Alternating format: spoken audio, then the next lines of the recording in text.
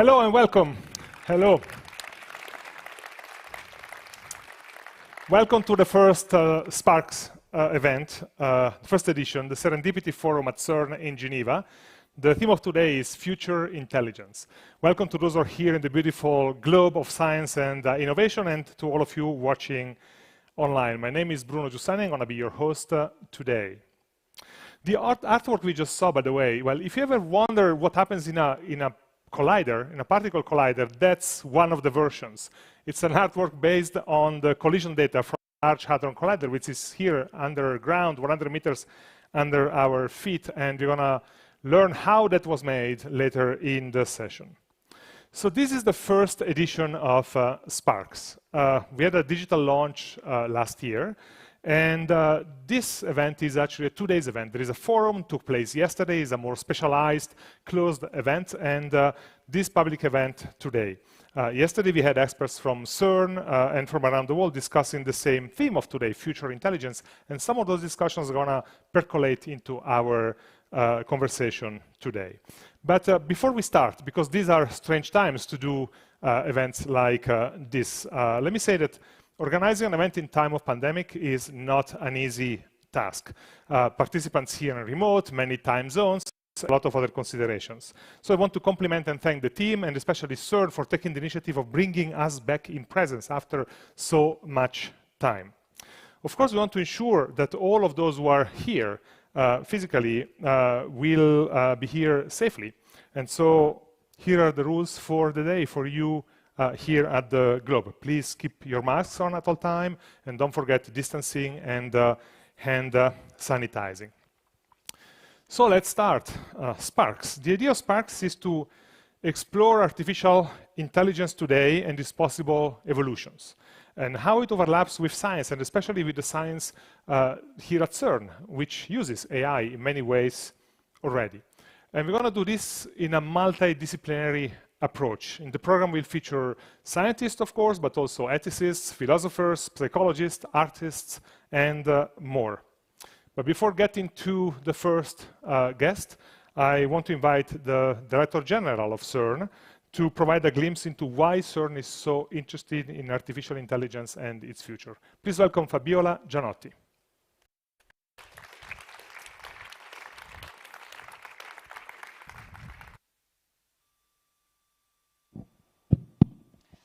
Thank you very much, Bruno, for this nice introduction. To all of you, whether you are here in person or following us remotely, welcome to this first edition of Sparks. And first of all, I would like to thank very warmly our partners, without which and without them and their generosity will not be here today, and this initiative will not have been possible. So this event was developed to spark creativity, and we know that creativity and new ideas are the lifeblood of scientific research and technological development. Spark brings experts from different fields together to share their view and their knowledge on a topic of common interest, and possibly also generate new ideas.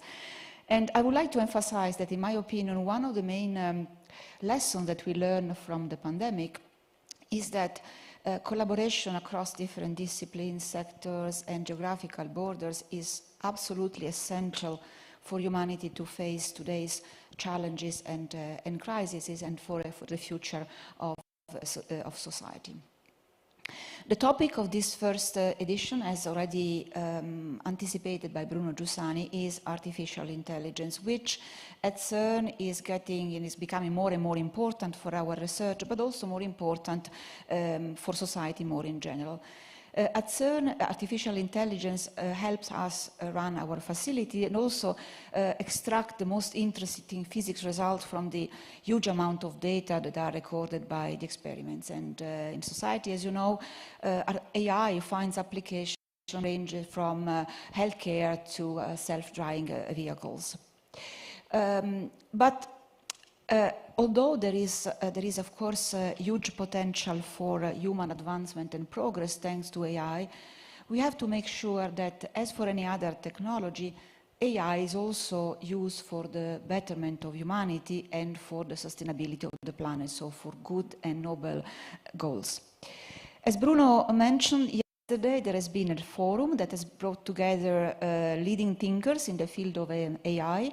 They've exchanged views and several new ideas have surfaced, and most of them will be shared with you today.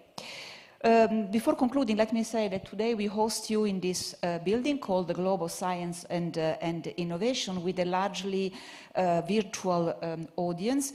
But we hope in the future, when COVID-19 is behind us, to be able to host you and to welcome many of you in a new building, the Science Gateway, which is now being constructed just a few meters from here, a few hundred meters from here, which will be the new CERN flagship facility for science education and outreach. Construction will end in a few months from now, and we hope to open to the public in 2023. So I hope to see many of you and many more at CERN in the future. But in the meantime, waiting for Science Gateway to be ready, and for now, I would like to wish you a very nice afternoon, an enriching afternoon, and a sparking afternoon. Thank you very much.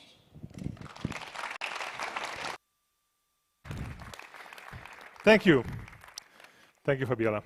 So the first speaker is the world authority on human behavior and decision making, Daniel Kahneman. He's also a co-recipient of the Nobel Prize for Economics, and 10 years ago he published a book called Thinking Fast and Slow, in which he decrypted the two systems that shape our judgments and decisions, with a significant focus on cognitive biases. Now, with two co-authors, Olivier Sibony and Cass Sunstein, is with another important book, Noise, A Flaw in Human Judgment, which explores another way we make errors in decision-making, the noisy quality of our systems, of our context, of our processes. Daniel should be online with us. Let's see. Daniel, how are you? Welcome. Welcome to Sparks. I'm not sure if we hear your voice, so let's try again. Oh, yes, we do now. We do now. Yes, it's perfect. Daniel, it's perfect. Thank you very much. Thank you for being with us. Let's start with the basics. Literally the title of the book, Noise. Can you describe it for us? What do you mean by noise? Well, what I mean by noise is really the same as in measurement noise. It is unwanted variability. So when people are judging the same thing in a system where you would like them to speak in one voice, if they don't speak in one voice, that is noise. And we have found that wherever there is judgment, there is noise, and there is much more of it than most people expect. That's why we wrote the book. So how is it different from bias? There's been a lot of attention on bias in recent years and very little on noise. How is that different? Well, it's easiest to explain by thinking about measurement of distance. So when you're measuring a line, the length of a line, with a very fine ruler, there's going to be variability in your measurement. That variability, the standard deviation of your measurement, is noise. The average error in your measurement, that is bias. And in the theory of measurement, noise and bias are the standard formula for inaccuracy, for global error, is the square of bias plus the square of noise. And that applies as well to judgments when the goal of judgments is accuracy. So, if I understand correctly, we can see inaccuracy in terms of bias in like a single decision. We cannot see noise in a single decision. Noise is more of a collective, aggregated kind of problem. Is that correct? Absolutely. Noise is a statistical concept. You need an ensemble of cases to detect noise. Bias is actually a sort of causal notion. So that makes it a lot easier to think about bias because you can see bias affecting or imagine bias affecting a single decision, but you will never find noise in a single decision. So how, keeping in mind we are talking to a global audience here via the live stream, how do we reduce noise in decision-making, in our daily decision-making? Well, in the book we propose a notion of decision hygiene those are steps that one can take when one is making judgments deliberately and slowly, whether individually or as in a group, that will tend to reduce noise and actually reduce bias as well. And there are a number of them. The most obvious one is just having multiple people make a judgment of the same case, because unlike bias, noise is reduced systematically with a number of observation or with a number of independent judgments. So don't... And there are many other procedures. Yeah, indeed, you indicate another, but are you suggesting that the more noise there is, the more we need a number of different inputs to be able to reduce it? Or different decisions? Absolutely. Yeah. So there is another mechanism you describe in the book, which is essentially to create rules or algorithms to go through, which comes down to either checklist or breaking down the problem in different pieces and a whole series of things. Tell us about that. Tell us about that mechanism for reducing noise. Well, any rule and any algorithm has a characteristic that it is noise-free, that when you apply the rule or apply the algorithm twice on the same problem, you are going to get the same answer. This is not true of human judgment. And it turns out in a great deal of research that one of the main advantages, and in many cases the one advantage of algorithms and rules over human judgment, is that they are noise-free, and human judgment is very noisy. So, for example, have an inherent advantage over humans against Absolutely. noise. Is that correct? It's correct, and actually in multiple domains. I mean, this is known to everyone, but in domains that even include justice and medical diagnosis, algorithms are already superior to human judgment, and it's clear that an algorithm are almost equivalent to human judgment. Question of time. In a very short time, the algorithm becomes superior. This was true for chess. It's true for areas of medical diagnosis. It's true for judgment, for judicial decisions, at least easy decisions, like in the case of bail. Yet there is, healthcare I kind of understand, because a tumor is a tumor. In the case of the judicial process, there is a margin of appreciation by the judge and by the prosecutor, etc. How do you build that into the system that has to sift through noise? Well, the amount of noise in the judicial system is simply shocking. Just to give you an indication, in an experiment, in a study of federal judges, when the average sentence for a crime is 7 years, the average difference between two judges is 4 years. This is the lottery that the defendant faces when a defendant is faced with a judge. So there is a lot of room for reducing noise in the judicial system. Okay, let's bring this down to the level of the individual. I go home tonight and I feel overwhelmed by all the information of the world, which is part of the noise you're facing, right? All these channels and the amounts of information that come our way. How do I look at this in terms of noise and reducing noise as an individual? Then I'm going to ask you the same question for the scientist. Well, as an individual, the principle is actually fairly simple. The rules of decision hygiene, and there are several principles of this, they have been verified in research on groups of judgments.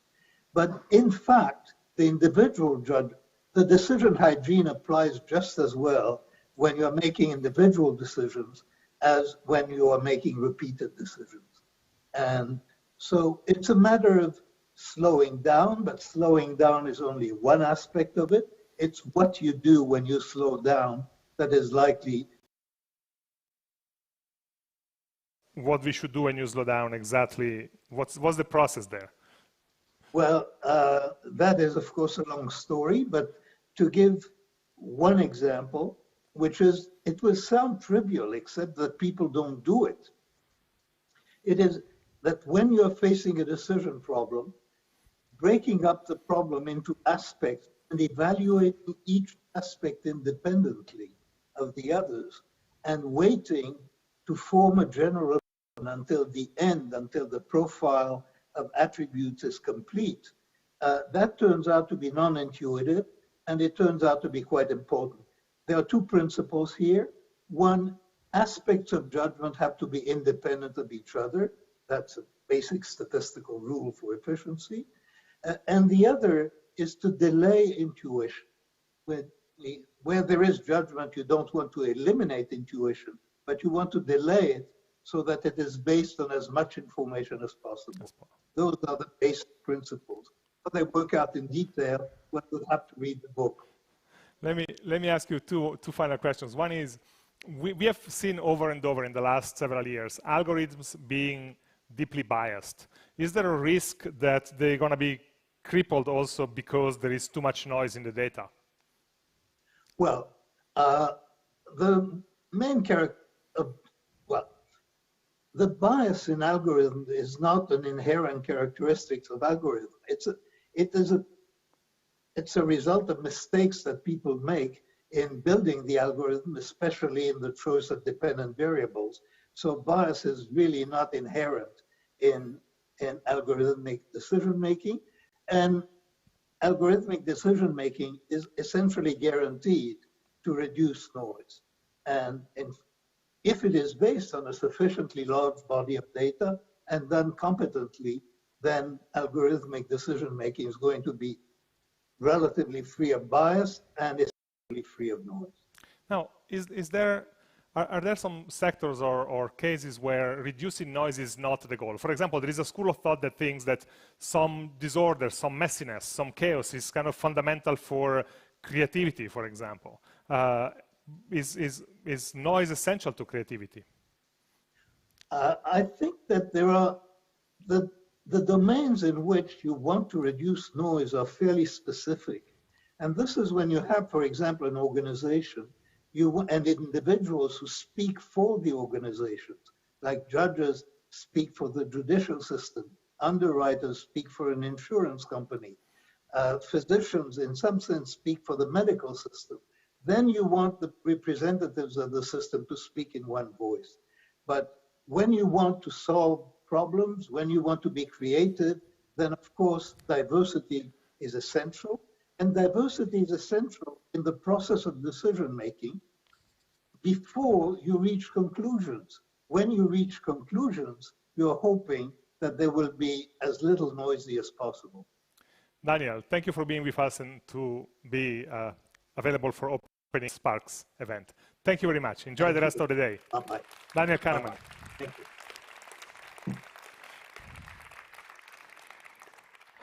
So the next segment is going to be about constructing AI. What are the missing building blocks for artificial intelligence, and also what are the latest developments in the field? We're going to explore that with two speakers. First, Anima Anand Kumar. She's a professor at Caltech, director of machine learning at NVIDIA, where she leads the research group developing next-generation AI algorithms. But at Caltech, she also co-leads a group called AI for Science, which focuses on bringing modern AI tools to science and engineering. Please welcome Anima.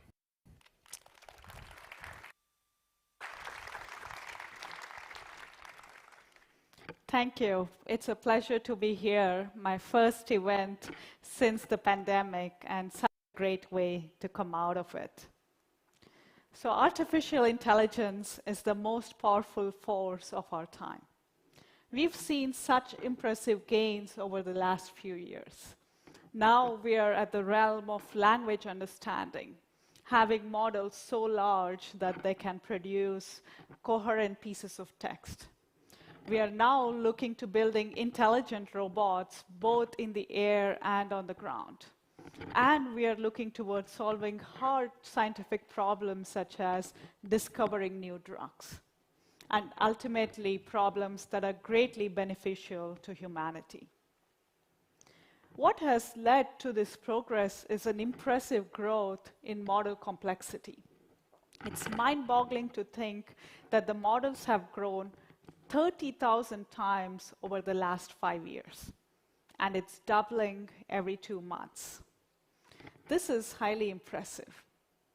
What has led to this explosive growth is what I call the trinity of AI. We have deep neural network algorithms, being powered by large-scale data sets and the computing infrastructure, especially the parallelism of NVIDIA GPUs. So this synergy of data, algorithms, and compute has led to this explosive growth of AI over the last decade.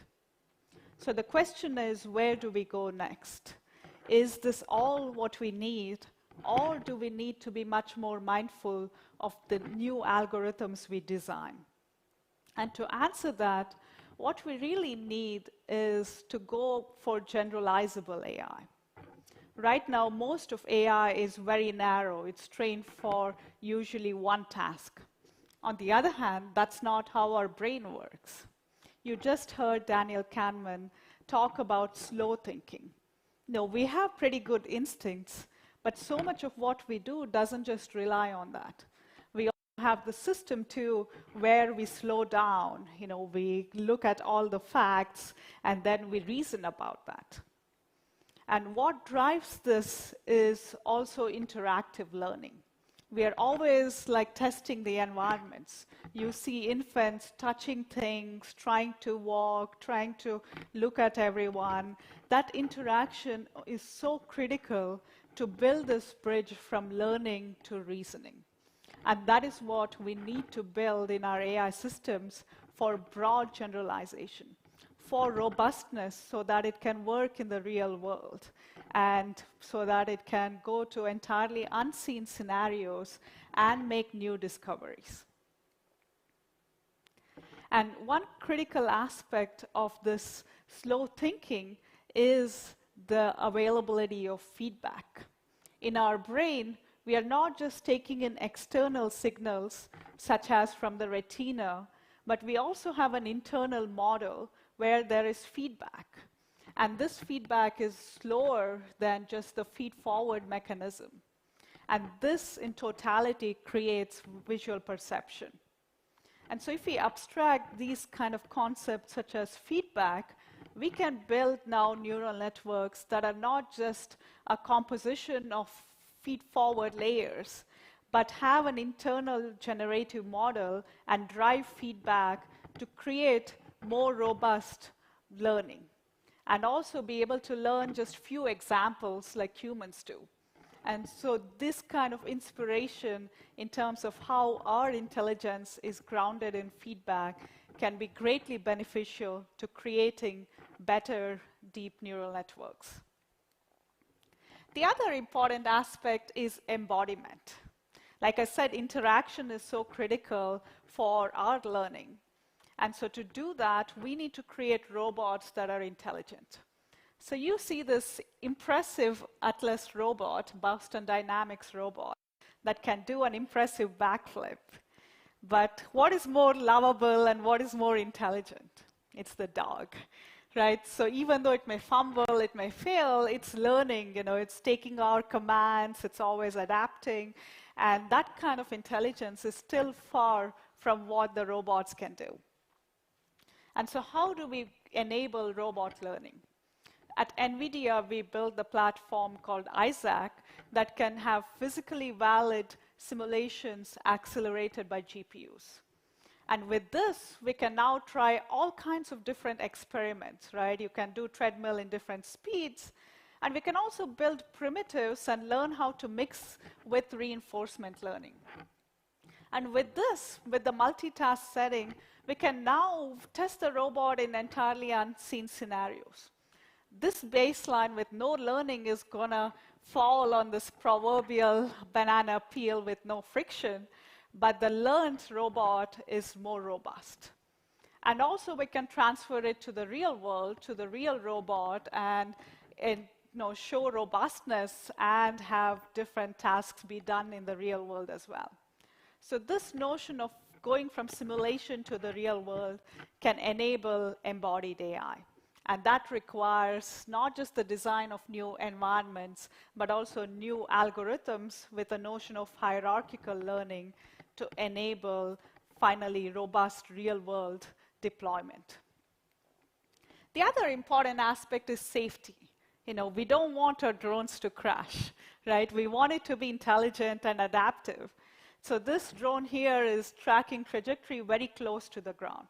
And this is enabled by learning the aerodynamics in a data-driven manner. Or we can also try to handle high wind speed, potentially very unsafe for a standard drone, but with now learning, you can handle even these challenging scenarios. And that's where we can harness the power of learning while maintaining safety guarantees for these challenging scenarios. And indeed, we can ask, how do we solve hard scientific problems of our times? From tackling climate change to understanding the fundamental properties of our molecules and atoms. What is the role of AI here? So one aspect we've looked in the last year is to design neural networks that can learn complex systems, such as those described by partial differential equations. And this requires us to think beyond standard neural networks that learn only in finite dimensions, meaning they expect, say, images of a fixed size. On the other hand, when we are solving these complex systems, we have a continuous function, right? We should be able to handle all kinds of resolution, all kinds of different grids. And so we need a versatile framework for handling such scenarios. And we created one called Neural Operator, and what it's able to do is learn complex fluid flows. You can see it here, be able to evaluate in higher resolutions than it's trained on. So it's cheap to train, and it's 1,000 times faster than the standard solvers. And that's where you see the power of AI in being able to learn complex systems and be able to generalize seamlessly while being much faster than traditional methods. We've also seen that with quantum chemistry. Indeed, the primary equation is the Schrodinger's equation. If we can solve this, we've solved everything, right? But even to do that on a small molecule with about 100 atoms, it would take more than the age of the universe to run on today's supercomputers. So how do we build AI methods that can do good approximations and get us accurate quantum-level properties? So we combined molecular orbitals, these you can think as domain-specific features, with graph neural networks, which are versatile and flexible. And by doing this careful combination, what we achieved was the ability to train just on small molecules and directly evaluate on much larger molecules. So this transferability allows us to study important properties for drugs, such as geometry optimization, and do that again 1,000 times faster than the current methods. So in conclusion, what I talked today is to move from just learning to reasoning, and that's what will enable generalizable AI. And for this, we need feedback. We need a generative model and the ability to combine that to make predictions effectively. AI for science is the future of science, and AI has shown already promising results with enormous speed-ups as well as good generalization. Thank you.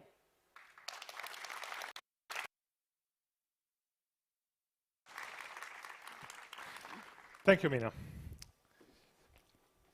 A second perspective on constructing AI is from Koray Kavuksoglou, who is the Vice President of Research at DeepMind. DeepMind is part of Alphabet, which is the mother company of Google, and is possibly the leading AI company in the world. Let's listen. Koray, welcome to Sparks. Thank you very much. It's a pleasure to be here, as Anima said, after a long pause on everything. And I'm excited to talk about the importance of real-world challenges for building artificial general intelligence. Our world is full of fundamental challenges, and whose solutions, the solutions to those challenges, can make huge impact on everyone on the world. At DeepMind, our goal is to build intelligence, solve intelligence, to benefit humanity and to advance science. And while doing that, we look at a lot of research problems, a lot of simulations, But at the same time, we try to tackle many of those scientific and engineering challenges too. And in doing that, our goal is to create more and more general methods and algorithms, methods that can solve multiple of these problems at a given time. And at the same time, we want to verify that the path that we are taking to solve AGI is actually one that is meaningfully and positively impactful on the world. Now, when we think about AGI research, we mostly think about two main domains: a world environment and an agent that is acting in that environment. And this kind of thinking leads to two main classes of algorithms: prediction models that are in the world environment that can learn that environment and then can produce future predictions in that environment, and control algorithms that go inside the agents and enable those agents to make intelligent actions in that environment.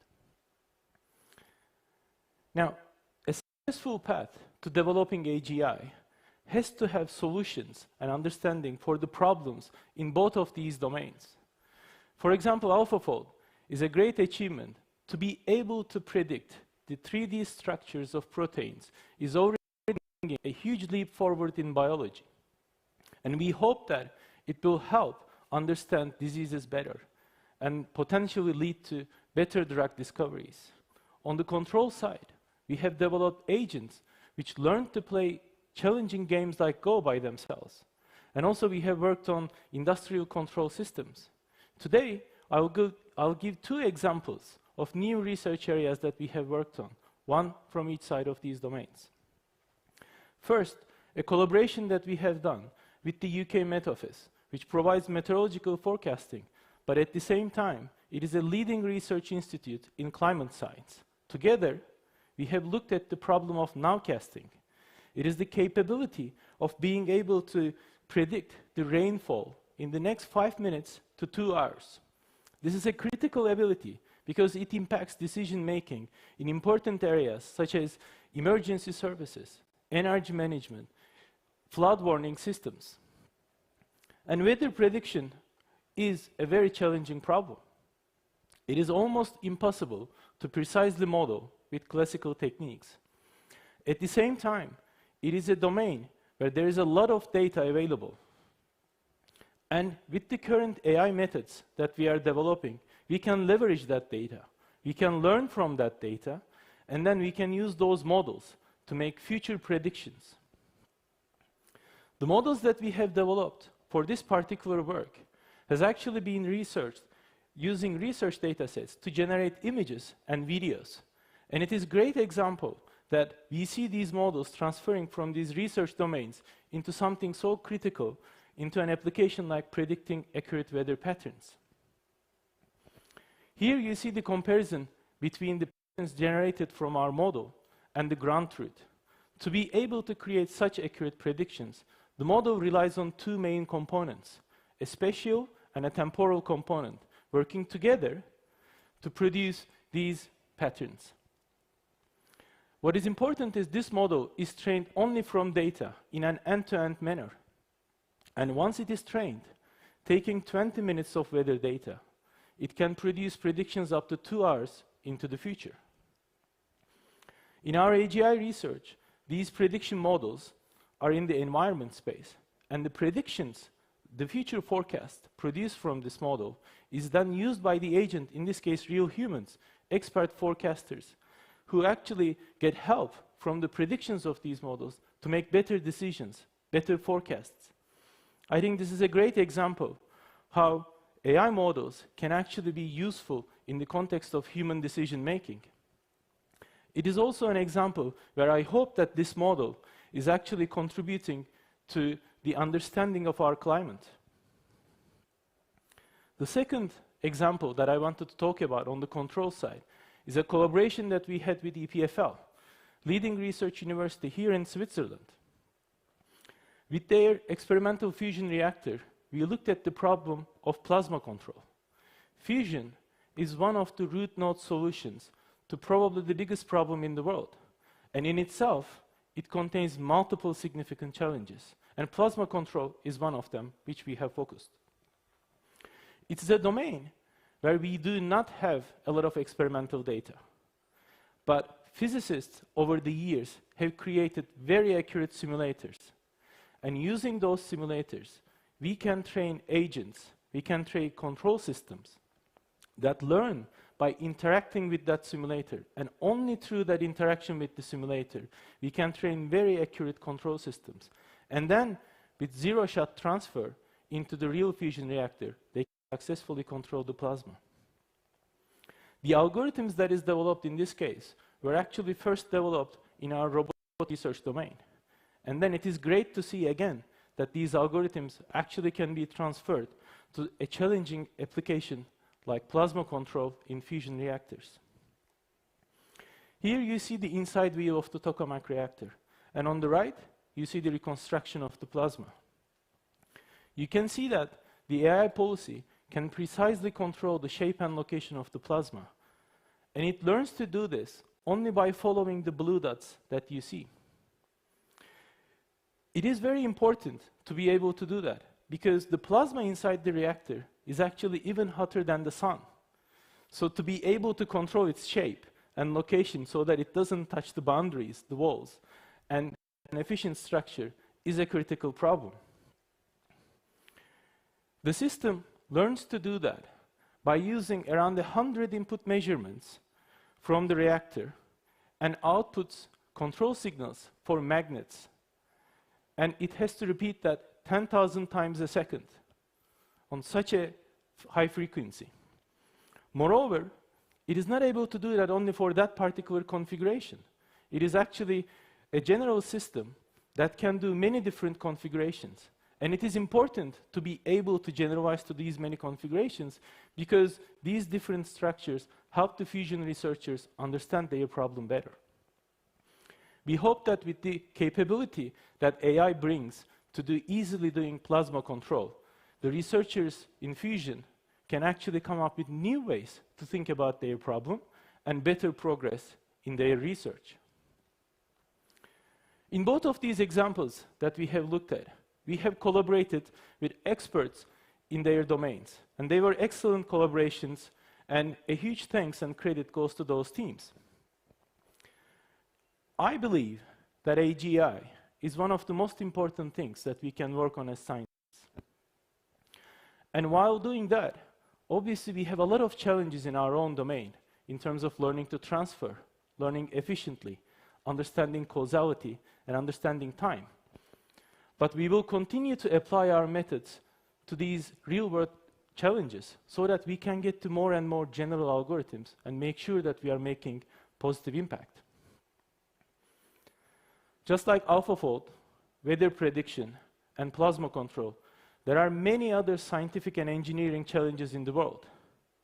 And researchers from all different fields can come together to work on these, to accelerate our progress for the solution of these problems. And science is the common language that we can use to improve our collaborations, to enable those collaborations between different fields and different researchers. I am personally very excited to see what our AGI research is going to contribute in many of these problems. Thank you very much.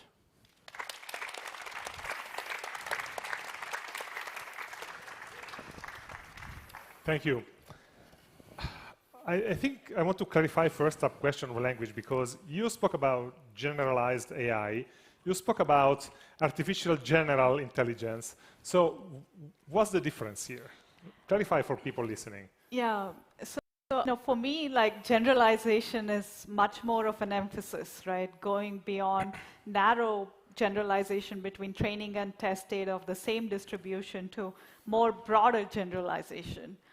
Whereas AGI, at least among the public, tends to be confused to human-level intelligence. So to avoid that confusion, it's mostly... You shifted the language. Yes. Generalized artificial intelligence. You didn't shift it, but probably you have a different definition of AGI than what the general public has. Yeah, I mean, AGI is, I think, as Anima said, what is important is for these algorithms to be really general algorithms, to be able to solve multiple problems, not just one problem. And when faced with a new problem, to be able to transfer their knowledge into solution of that problem. So yes, I agree with Anima that like generalization in the really extended sense. I like to keep using that term because I think it's a precise technical term. And I agree that there is some confusion, but hopefully with forums like this, we can actually resolve those confusions too. Koray, of those challenges you have identified at the end, causality, time, and so on, do they need to be tackled all at the same time, or is there one that's priority because that will help solve the other or so? How would you go after that? Like they don't need to be tackled at the same time, but obviously I think we need to do research on all of them as much as possible. Most of the time, one finding in one problem actually translates to the other one. It gives us more traction in many other problems that we do. But these are all important problems that we should continue working on, because at least with our understanding currently, these are important sort of bottlenecks that we need to be able to improve our research on. Yeah. So there is the whole aspect about taking data from the real world and using it in the system, etc. But you mentioned something midway in your talk that I found striking. You talked about consciousness, and the way you talked about it, you said consciousness is a key element of generalized AI. Does that mean that we need to understand consciousness before being able to get into generalized AI? Because we don't understand it now. Indeed, Bruno, I think there are many theories around consciousness, and we still don't understand the mechanisms in the brain, but I think it's commonly agreed in the neuroscience community that feedback is an important aspect of it, right? So we're consulting with our internal model in the brain of some sort to ask, is this consistent with the external signals we are getting? So that kind of inspiration could help us build better AI models. So I'm talking at that abstract level rather than the actual mechanisms. On the Wharton Practical, the AI for Science initiative in 2018, if I'm not mistaken. So what has happened? What has it achieved in the time that has passed? Yeah, I mean, Caltech is a unique place to house AI for science because it's a small community, very collegial, and we have the world's expert in so many scientific domains, Nobel Prize winners, but they're willing to disrupt their own methods to bring AI and see these gains. So bringing these people together, having interdisciplinary collaborations happen, have workshops, we have machine learning graduate students volunteer their time every week and have these interactions that can then lead to very interesting results, like what we see with solving partial differential equations or quantum chemistry. So it requires really building the bridge and having the common language of math as well as machine learning come together. Is it localized only at Caltech, or do you collaborate with others? Can it be exported somewhere else? Yeah, so it's also broader than that, especially through my NVIDIA collaborations, we have connections with different national labs, universities, so it's really bringing everybody together. Okay. Koray, one last question. I am interested in your example about weather forecast with the Met Office. Essentially, what you say is we have a ton of past data. Because we have a ton of past data, we can actually really create models that allow us to be incredibly granular for whatever period of time. You showed 2 hours, but it probably can be longer. The problem is that the climate is changing, the weather patterns are changing, and yet we are basing the models on old data. How do you adjust for that? Because just in the last summer, we have had examples of floods in Germany that were not predicted even 1 hour before, for example. So if the actual real life situation changes and doesn't map on the past data anymore, what do you do? Well, excellent question. I think there are two things there. One of them is there are different time scales that these changes happen. And the data that we rely on actually can be shifted forward because it is operating in the very small time scale.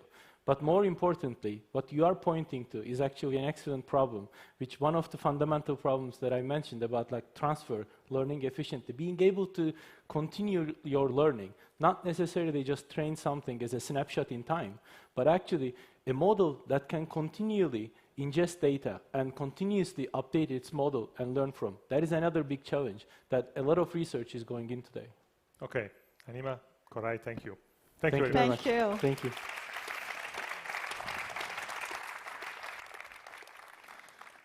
So before we move to the next segment, I want to mention the partners who have believed in Sparks and supported the initiative throughout the year, despite the uncertainties that surround us every day. And so on behalf of the organizers, I want to thank Rolex, Edmond Rothschild, and la Fondation Didier et Martine Prima. Merci beaucoup.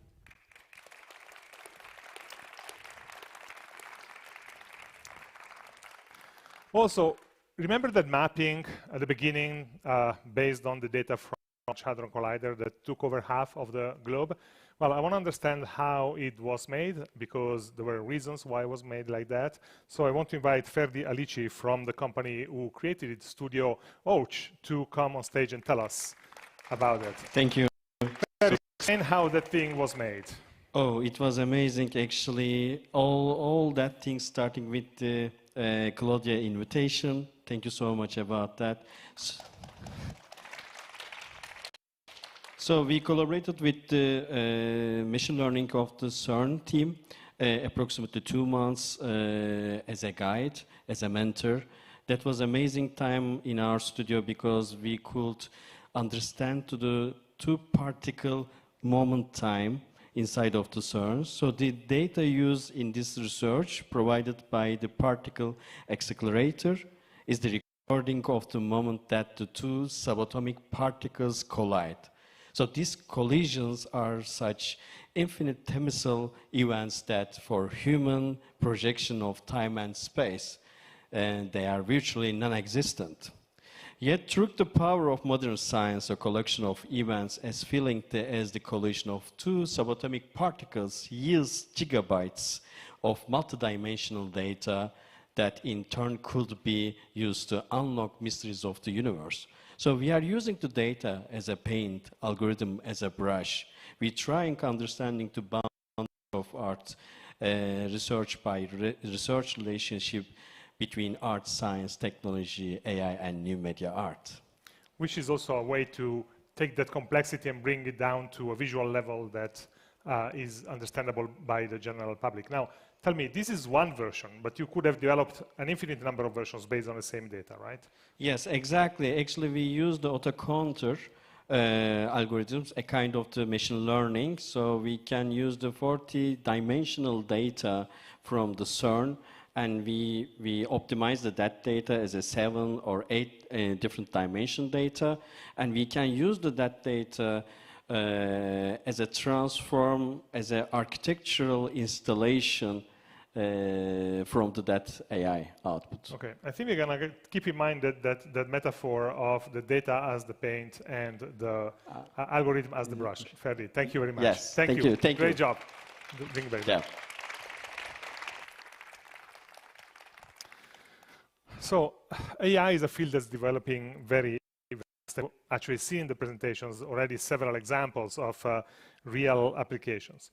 It's also already incredibly distributed. You know, AI algorithms already run on our phones, on our laptops. They decide what we see, what we read, what we watch, and what we do. So they don't have to have human-level intelligence in order to have global scale impact. They already have global scale impact, which brings us, of course, to the question of the potential downsides of AI. Does AI pose a risk to society?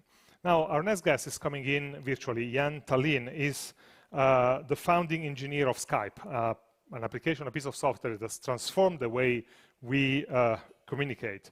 He's also the founder now of the Center for the Study of Existential Risk and the co-founder of the Institute, the Future of Life Institute. So he's going to be with us to discuss the downsides and the risks of AI. Jan, are you there? Indeed, I am. Hi, how are you? I'm very good, very good. How are you? Excellent, excellent. Jan, let's start from those 2 institutes that you founded and co-founded, Future of Life and Existential Risk. Of course, those 2 things are tied, not only because you are in both, but clearly you see a link. So how do we frame the question of existential risk today? So there are kind of multiple ways to frame existential risk. Like some of them more sophisticated, some less. But I think kind of like for practical purposes, it would be useful to just like think about human extinction, just kind of going extinct as species, as many other species on this planet have gone.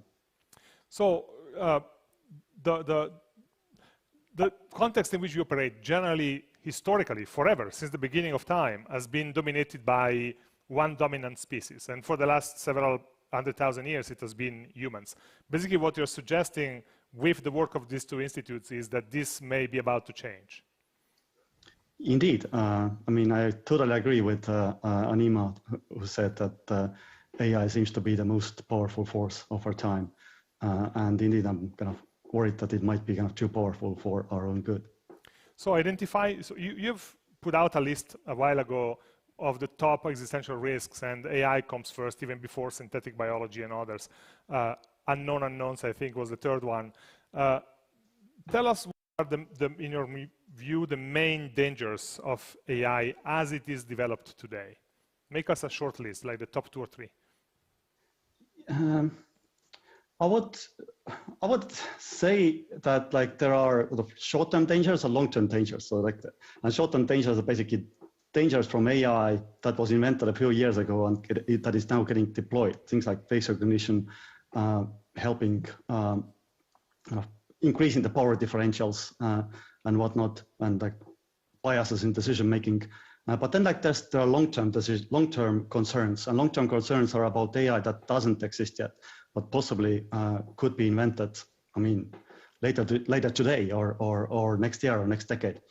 And the danger from there really come from the fact that we are very fragile as biological species on this planet. Like if you change the temperature here by just 5 degrees, there's like clearly everybody acknowledges that this is like a global problem. But like for AI, by default, AI would not care about the environment. So like if you end up sharing the world with sufficiently powerful systems that do not care about the environment, we might lose the habitability of the environment. So you're seeing AI as a potential danger for the climate and for the environment. Exactly. There's been literally dozens of attempts at figuring out an ethical or regulatory framework for AI. On the regulatory side, things like the European Union putting out a plan for AI regulation. On the ethical side, dozens of committees and groups, and so proposing ethical charts for AI. Do any of those strike you as appropriate or strong enough or workable? I highly commend those attempts, as I commend technology regulation in general, because technology is a neutral force that kind of needs additional constraints in order to kind of remain positive. But I do think that they're clearly like nowhere near enough. Like the big problem is that like humanity just doesn't possess the knowledge how to constrain something that is potentially more powerful, that is potentially more competent planner than we are. So like it's so what this suggests is that right now we just need more research in order to figure out like how to constrain powerful things like AI, and then look at what are the reasonable things to regulate. So what's the proposal? How do we constrain that? I mean, as I said, I don't know, but like I do think that on a meta level, things that sound very valuable are again sort of having more people think about this thing. That's like for one, and indeed I'm trying to do my best to increase that number. Then perhaps think about more things that we want our regulatory bodies to have, or more abstract capabilities. Like I claim that it would be valuable to start thinking about if it turns out that we need to limit the power of data centers, for example, how much concentration per square kilometer of compute we can have unregulated. It might be a good time to kind of start thinking about it. I'm not saying that it's kind of should do that now, but it would be great if that need wouldn't catch us by surprise. And then finally, I think very important thing is just like international cooperation.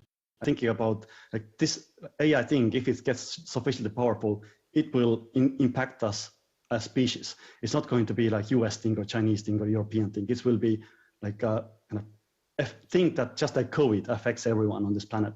So like the more kind of preparation in international level we can do in advance, the better. Yeah, that doesn't seem to be something likely to happen right now, but But on the point before, so basically you're saying, if we really can't regulate something that's about to become bigger than us as itself, we can probably put limits on the inputs. So on how much computing power can go towards it, how much energy can go towards it, how much data can be inputted into it. That's a little bit the place where you see a potential intervention. Yeah, so that I think is like something that is definitely doable. I think it's much more doable than kind of limiting certain kinds of algorithms and whatnot, which are much harder to regulate. Do you think that companies and markets can kind of self-regulate?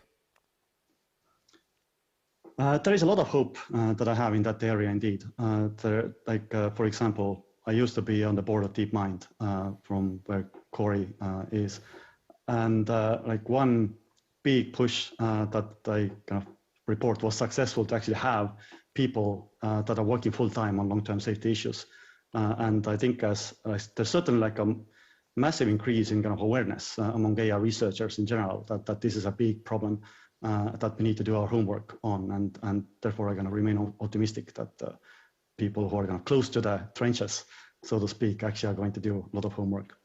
Then of course there is the question of very big potential upside of AI, right? To go back to your example about climate and the environment, AI allows us to get better climate modeling and these kind of things. So we need to find the balance between those two things.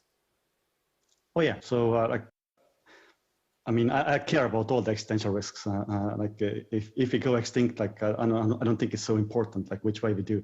But I do think that AI is like high leverage in that sense. That if we manage to figure out how to do it like powerful general AI safely, then we are in a much better position to address the other existential risks, including from synthetic biology to nuclear to asteroids and whatnot. Whereas like if we just fix the asteroid risk, like we still have all the other risks to contend with. Okay. Jan, thank you for coming to Sparks, even though only virtually. Thank you very much. Enjoy the rest of the day. Thank you very much. Bye. So great promises, as we have seen before with Anima and Koray, serious risks as well and big challenges. What are the main frameworks to think through this? To consider all these issues, to make AI safer, but at the same time, use its potential, develop its potential. We're going to devote the next segment to that, to ethics and AI. Is it a good and evil kind of situation? Who makes the rules? These kind of questions. And our next speaker is Anja Kaspersen. She brings to this a number of different experiences, actually.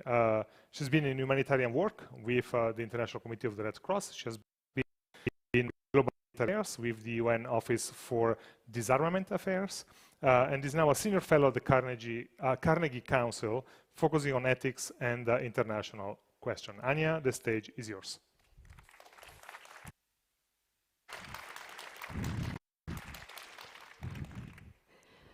So thank you so much, and I will pick up from somewhere some of my colleagues left, and Amina in particular spoke about how AI is a very powerful tool for science, but it's also a story of the shifts of power.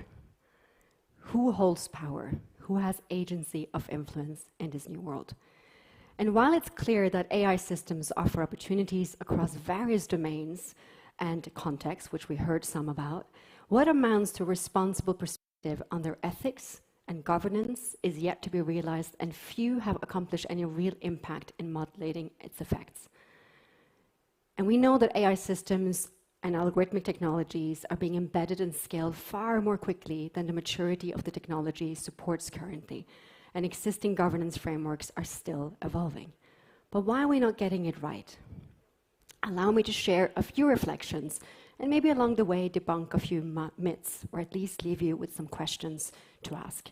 And I think that's very core to this whole debate about AI, is learning how to ask good questions as it permeates, AI-based systems are permeating our lives. First, too often the debate on AI is presented as a technology will evolve on its own separate trajectory. This is not the case. It is human all the way. Every novelty, every challenge, every bias, every value, every opportunity. We are at an inflection point, but it is a human and to some degree political. Some would even say that it's a theological one, but it's certainly not a technical one.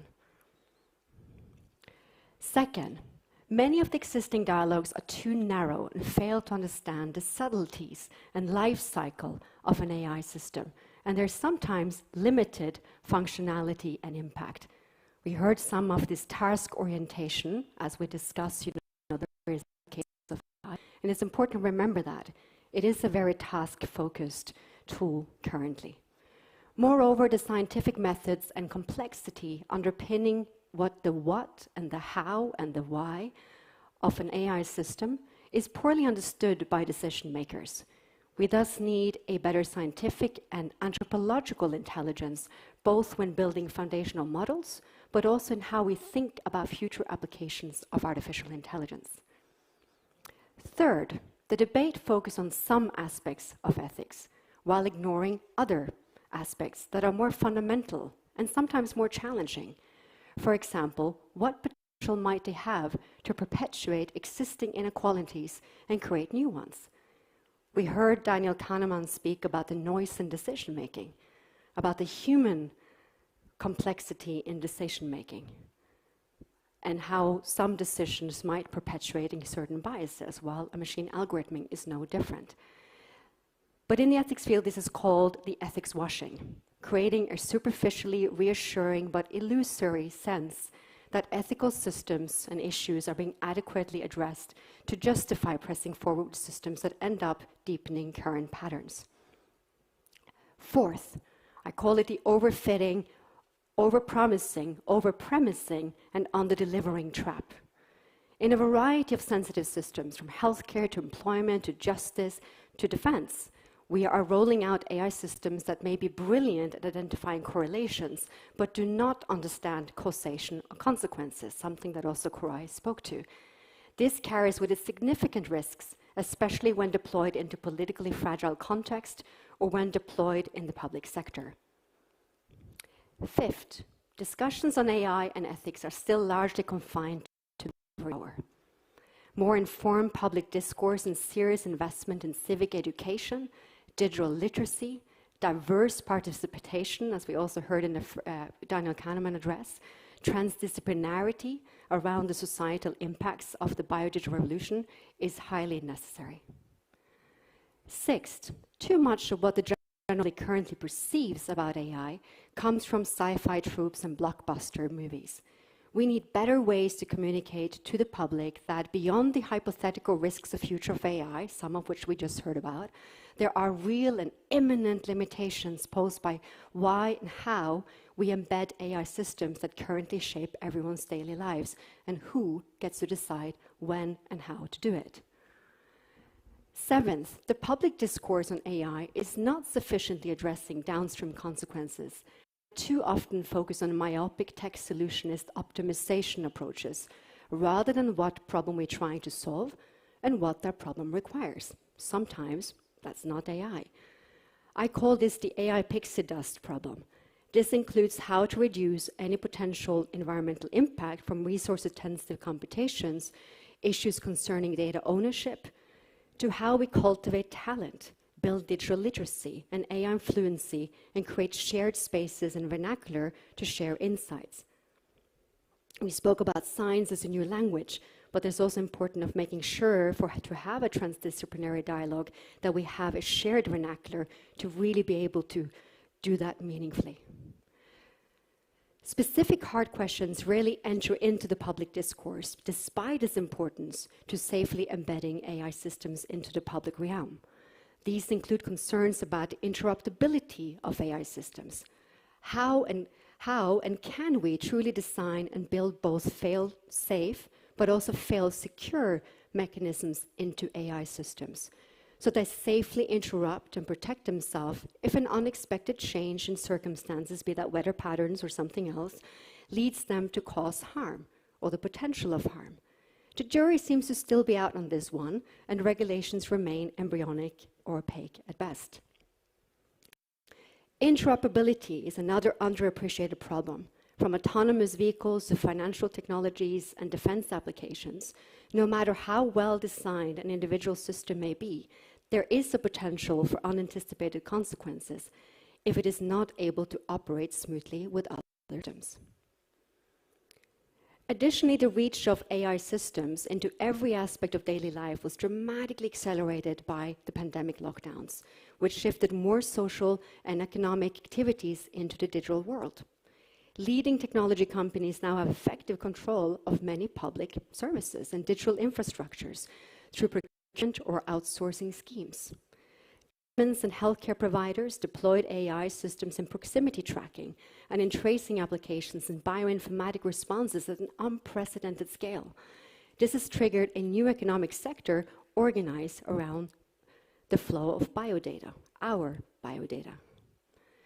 Another consideration of concern is that the people who are most vulnerable to negative impacts from AI are also least likely to be able to join the conversation, either because they have no digital access or their lack of digital literacy makes them ripe for exploitation.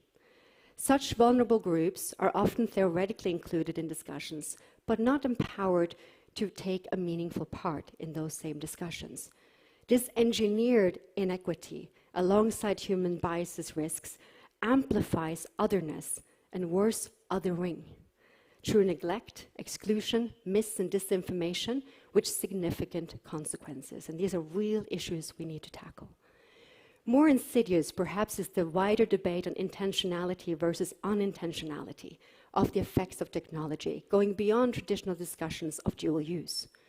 Often this debate features claims of technology and AI being apolitical in nature, or that there's no way of fully predicting the impact once it is used. This is interestingly viewed that is particularly prominent among non-technical people, not comprehending that every technological creation embed values, and values reflect culture and politics and historical patterns of behavior and economic realities. In my view, it is time to return to the drawing board and address how to translate principles into practice. We need to grapple with our blind spots. We need to question if we have the right platforms. Do we have the right people leading them? Do we have empowered people to engage with it sufficiently? In some ways, I've been here at CERN now for a few days, and we had this amazing interdisciplinary discussion, sharing views. And I really think we need to learn from the CERN experience that collaboration can provide a very effective checks and balances to make sure we get it right, to make sure that we have a responsible science and responsible evolution of this technology. We also need to be clear on what aspect of ethics are we considering and which are we overlooking. Are we looking at them with intention or unintentionally? We also need to be aware of whose rules, whose values and interests are we embedding into our technologies. I will leave it with that. Thank you much. Anya, don't leave. Stay with me. Stay with me. Thank you. We only have a couple of minutes, so I want to ask you a question for a quick answer, and then maybe we look if there is a question from social media. But you have this unique background, military, humanitarian, technology. What can we learn from the experience in dealing, for instance, with nuclear weapons for the way we're going to deal with AI? After all, they're both gigantic scientific projects turned into big systems, massive systems, controlled by a limited number of players. So what can we learn from 50 years of experience more in nuclear weapons that we can apply to AI? I think there's three quick answers to that. So one is what we can learn from the arms control in general. Mm-hmm. Then there's the nuclear science, and also I will relate this back to the CERN thing. And let me start with the CERN thing. You know, one of the unique things I've heard of the last few days is how physicists here say that speaking about limitations actually empowers their research. It makes their science better. That's the type of discussion we need to have when we speak about algorithmic technologies. Okay. We also need to rethink the concepts we use. In the world of AI and a lot of non-tangible assets, we no longer can speak about deterrence in the same way as we did in the nuclear area. What can we learn from the arms control in general? If you don't keep focus on what you're trying to verify, how you do the testing, validation, certification, reviews, transparency process, and the verification, it is very difficult to get a treaty that can you fully implement. And that's something we can learn, because once you try to apply those lessons from the arms control into essentially software architecture type of pieces where there are vendors and different processes, verification becomes top and center of making sure that that is a viable treaty process. Let's see if there is a question from social media. If there is one, the team is going to put it up here. Do you think that we have, do you think that we have today the right platforms, the right people? So you kind of hinted at this at the end, but so the question is, do we have the right platforms? Do we have the right people? What's your opinion there? I would change the question, are we empowering people in the right way?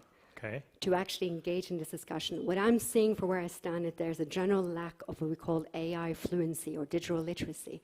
So the way we engage in the debate is often influenced by the fact that there's a very poor understanding of each other's field. I think having scientists around the table, having the multi-domain expertise that some of my colleagues were speaking about, but also having the translation capacity. And I noticed that there are quite a few people on the CERN staff here that now has degrees in science communication, but also science translation and policy translation. That's the type of people we need to have around the table. Do we have the right people currently? I think we have many of the right people, but I think we need to really, really expand the diversity of those who participate and their ability to participate meaningfully. Okay, Anya, thank you very much. Thank you. Thank you.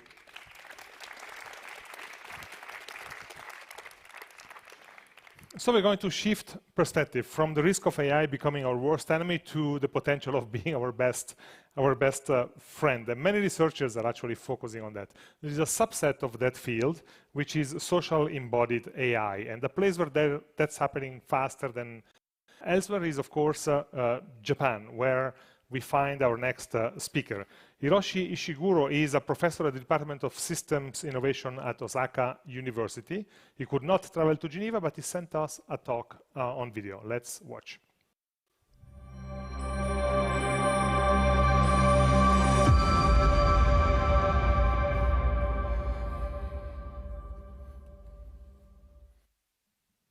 Hello everybody, my name is Ishiguro.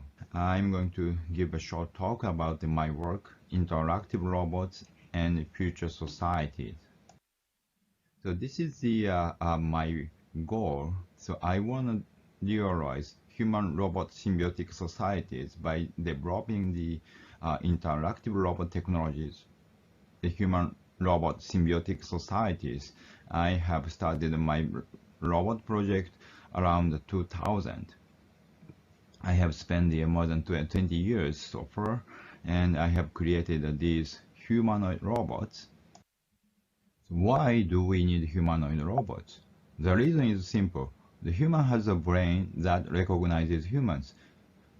The ideal interface for human is humans. Therefore, the information media devices such as talking rice cookers should be at least partially human-like, and conversely, to understand humans, human-like robots are needed. So this is our approach. We call it constructive science with intelligent systems. Human intelligence comprises elements of memory, computations, inference, learning, etc. The challenge is to identify how these elements can be put together for realizing human intelligence. The constructive approach will reconstruct robots and androids to model humans and use such robots and androids to study the human macro level or meta level functions. So, so far, especially in robotics, we have focused on these elements, the mechanics, manipulators, sensors, and image understandings, and the voice recognitions. But after this, we need to focus on these meta level or macro level cognitive functions. Actually, I have implemented the intention desire to our Android and developed the fully autonomous conversation Android. So this Android is called Eric. So this Android is sitting in the lobby of our research institute and talking with the visitors. And usually the robot can have more than the 5 minutes talks with the newcomers. In addition to that, we are developing the child Android. The merit of a child Android, we don't need to limit the situation and purpose in the societies. So everybody very kind to the child Android, and the child Android can ask any question to the people. The purpose of the Moonshot project is to realize a society in which people are free from the constraints of bodies, brain space, and times by 2050s. our project name is Avatar Symbiotic Societies. This is the probably the one of the origin of avatars. Okay. And then I have improved that technologies very much, and I have developed the my copy avatar in 2006. Okay. So by extending that approach and by integrating with autonomous robot technology, my role is to realize these future societies. Anyone, including the elderly and people with disabilities, will be able to freely participate in various activities with abilities beyond ordinary people while expanding their physical, cognitive, and perceptual abilities using a large number of cybernetic avatars. In 2025, we are going to have a World Expo in Osaka and Kansai areas. I'm a semantic project producer. We are going to use many avatars in my pavilions and appeal the technologies of avatars. So I believe we can have sustainable societies by using the avatar technologies. After the World Expo, I hope we can realize, we can develop the human-robot symbiotic societies. So I believe the most important meaning of a human-robot symbiotic society is we can have a chance to think about humans deeply through the interaction with a robot. Thank you for your attention.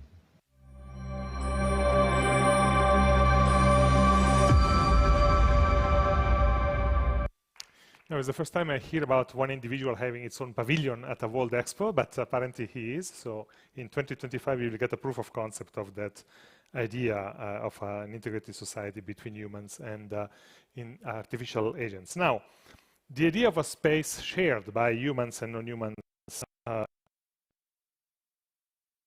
questions, of course.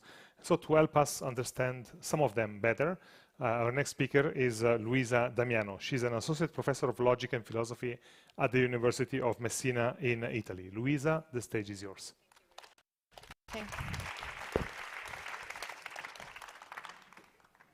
Thank you very much for having me here. So my talk is about new kinds of robots that are already out there, and they are called social robots. We saw some example before, but we can think to robotic teachers, robotic nurses, even to robotic friends and robotic lovers. And recently, these robots are started to move from science fiction to our labs, and from our labs to our social context, which means that they are becoming part of our social world. So this is the issue I would like to propose for discussion today. What do you think about sharing our private, our public spaces, hospitals, schools, but also our homes with these robots? Are you afraid of this and tend to think that these robots will damage us and our society? Or you can think or can see in these robots the potential of helping us to improve ourselves and our society. So this is the issue I would like to discuss by considering more closely social robots, which are designed by specialists in social robotics, not as robotic tools for us, but as social partners. That is, the idea is that of robots that can interact with us through our social signals, gestures, emotional expression, verbal communication, and so on. And this works in the sense that it has been shown that this skill enriches social robots of what we call social presence. That is the capability of generating in us, in the users, the impression of being with someone. That is not an object, not a person, but a social agent that shares some traits of people, of other persons. So social partners in this sense. And how social robotics is doing that? It's doing that by combining engineering and science, in the sense that social robotics is incorporating in these robots scientific hypotheses about us, about our cognitive, our affective, our social processes, and then tests these hypotheses by evaluating the quality of the interaction of these robots with us. And in this sense, we can see every attempt of introducing one of these robots in our social context as an experiment that is telling something about this hypothesis and so about us. And in this sense, we can think to social robotics as a science, as a synthetic anthropology, a science that is studying humans by constructing robotic models of humans. That is a science that, through these models, is helping us to deepening our scientific understanding of who we are, but at the same time, by diffusing these robots in our social context, is imposing to us to address the issue of what we will become through the introduction of these robots in our social context. In these robots will change us, will change the way in which we interact with technology, will become more and more social this way. They will change the way in which we interact with each other, we experience and we think social affective interactions. And we cannot foresee the effects of these changes, because the same process through which we will understand better ourselves and our sociality through these robots is the same process through which we will be transformed based on the introduction of these robots in our social context. So here the question, how we can orient the diffusion of social robots towards a positive future for us and our society.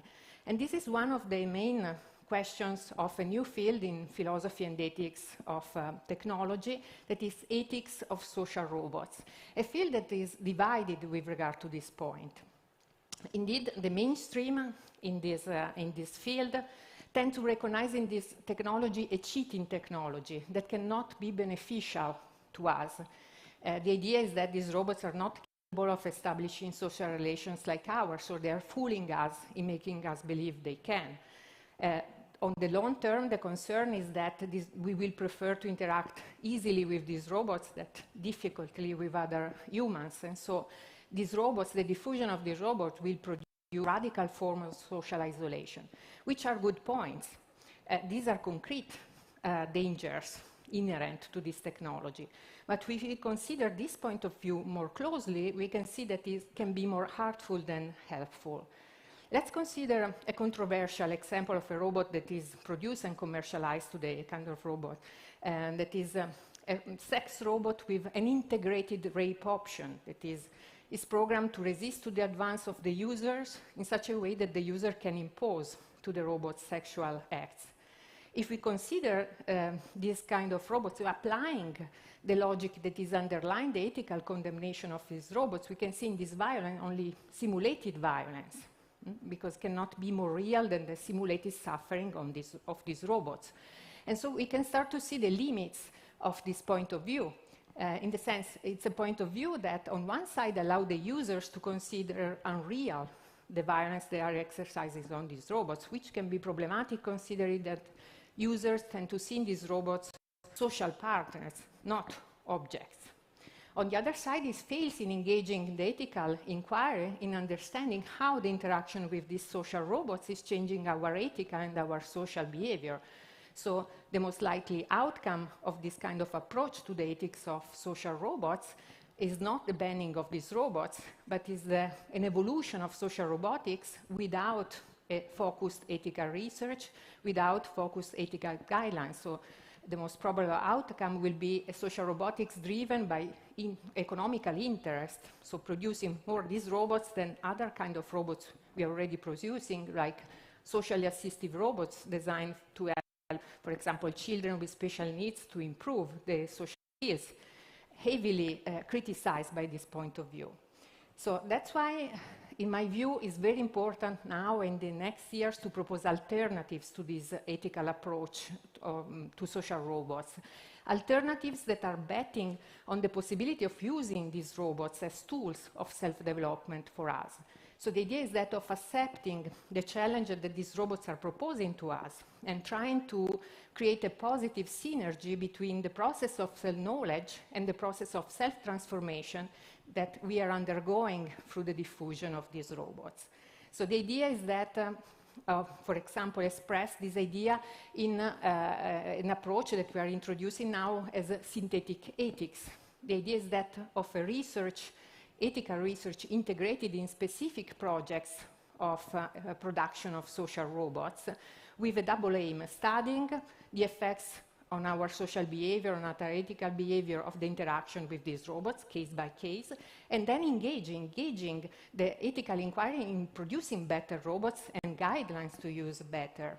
So the idea is that of transforming the analysis of risk, the risks generated by these robots, in research questions to be answered through concrete implementative solutions and concrete ethical guidelines. So how we can build social robots that are working as social connectors and not as means of isolation for us. How we can build robots that are stimulating positive interaction between humans instead of weakening our relations. For example, how we can build robots that are discouraging us, helping us to discourage the exercise of violence on social partners instead of stimulating it. So the idea is that of an ethics that is trying not to reduce but to multiply our possibilities. And here possibility means of possibilities of positive coevolution between us, also through these robots, by positive coevolutions, that is collaborations through all the disciplines can be fruitfully involved in the creation of better social robots. It is not only social robotics, but also philosophy, epistemology, ethics, but also anthropology, sociology, and so on. So thank you very much for your attention. Thank you, Luisa. Thank you very much. Please. Somebody's going to come and take away the chair. Thank you. So to close the session, we have another contribution via video by the man who literally wrote the textbook on artificial intelligence, Stuart Russell from the University of California at Berkeley. We asked him how to get it right, and he sent us this answer. Let's watch it.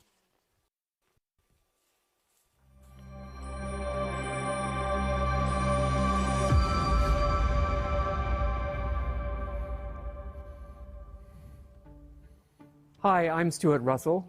I'm sorry I can't be there in person due to an immovable conflict. My topic today is, what if we succeed? Finally, more than 70 years after Alan Turing's paper, Computing Machinery and Intelligence, we're starting to discuss this question. By success, I mean, what if we create general-purpose, human-level or superhuman AI? That is, AI that can quickly learn to perform well at any task that humans can perform, and probably many more besides. Now, the fact that we're discussing it does not mean that it's imminent. In fact, I think we're a long way away. Our current ideas don't work as well as we think they do, and we need some big new ideas, as well as reintegration of some big old ideas. It's very hard to predict when this will happen, but the potential impact is huge. So we still need to talk about it. The economic value of general-purpose AI would be almost incalculable, certainly in the quadrillions of dollars. Assuming we solve the problem of equitable distribution, it could make material goods and services essentially free. It could also provide significant advances in science and health and education. On the downside, AI is already being misused in ways that exacerbate bias, amplify disinformation, enable social control and surveillance, and kill people. As every programmer knows, if a computer can do something once, it can do it 1,000,000 times with very little extra work by the programmer. And that includes killing people. Now, just down the road in Geneva is the home of the UN negotiations on lethal autonomous weapons. So I would ask the nation-states who will sit down in November to discuss this, what will you say to those who are left after the first large-scale massacre by machine? Will you say, oops, sorry, we never imagined this was possible? Okay, end of moral outrage. To return to our story, what if we succeed? Interestingly, Alan Turing did discuss this question in a radio lecture in 1951. He said, we should have to expect the machines to take control. In other words, success in AI could mean the end of human civilization. I think the reason is that we have been thinking of AI the wrong way. The standard model for AI is that we develop algorithms that optimize a fixed, known objective. For example, chess programs try to checkmate the opponent. Navigation apps find the least cost route to a given destination. Reinforcement learning algorithms maximize the sum of rewards, and so on. And the same basic paradigm holds in control theory, in operations research, in statistics, and in economics. Unfortunately, as we move into the real world, this paradigm fails because we cannot specify objectives completely and correctly. And if we make a mistake, we are creating a chess match between us and a machine that is single-mindedly pursuing an objective at odds with our own. Eventually, the machine will win. And I think this is what Turing had in mind. The better the AI, the worse the outcome.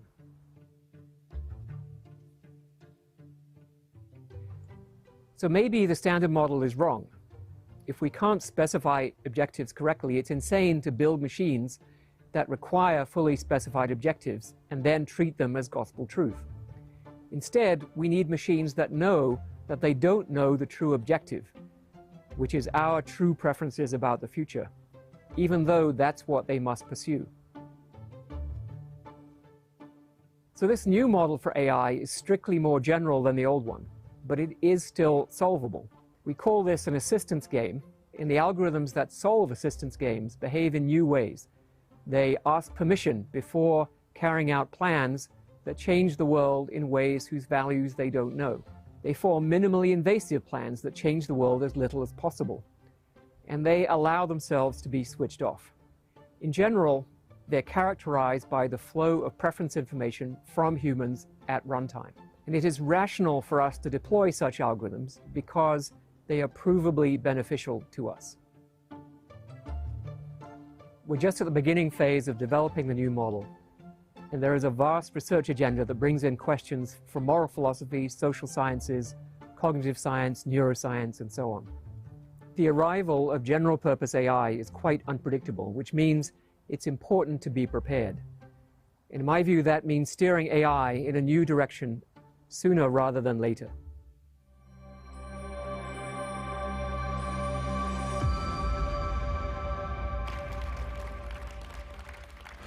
Steering AI in a new direction. Let's keep that point in mind as we go into the break, because it's time for a break. I'm going to ask you to stay seated for a second as I say goodbye first to those watching online. We're going to be back at 6 p.m. Geneva time for a new session talking about innovation, curiosity, and creativity, plus a surprise at the end of the session. We're going to cut the live stream now. See you then, 6 p.m. Geneva time. Goodbye for now. And for us here it's going to be a bit of a strange break because you know all the constraints. So wear your mask at all times unless you are drinking. We're going to serve drinks, but not food because you're not permitted to serve food. Remember distance. If you need to use the bathroom, it's downstairs outside through the small brown tunnel to the right. And please be back a couple of minutes before 6 so we can start on time. I'll see you later. Thank you.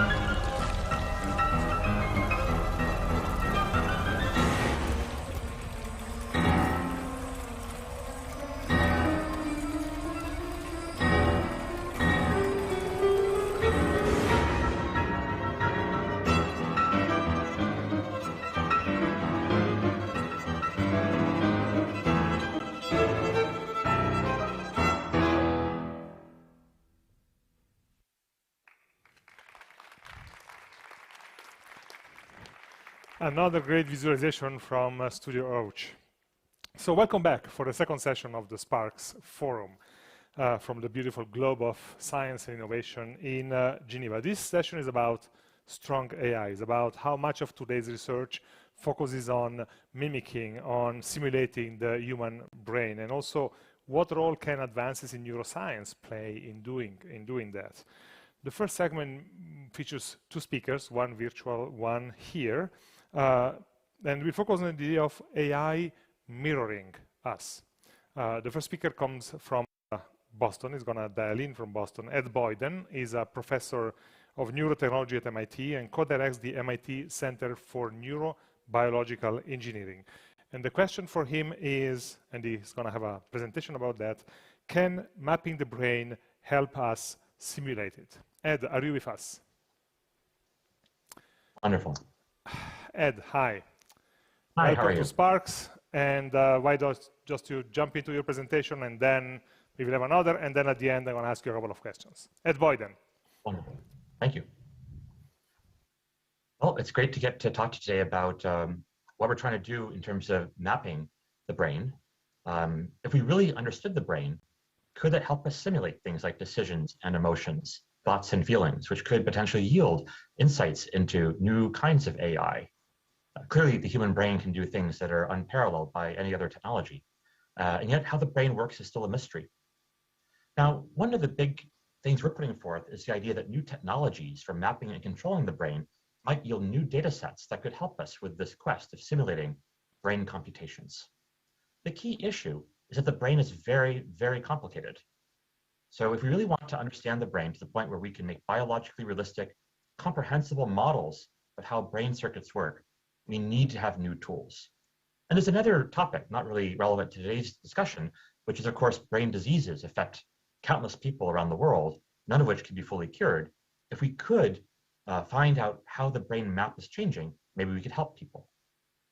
So I'll tell you two short stories today about technologies we're developing to control and map the brain that we hope will yield data sets that could enable, maybe someday not too long from now, simulations that are biologically realistic and maybe human understandable.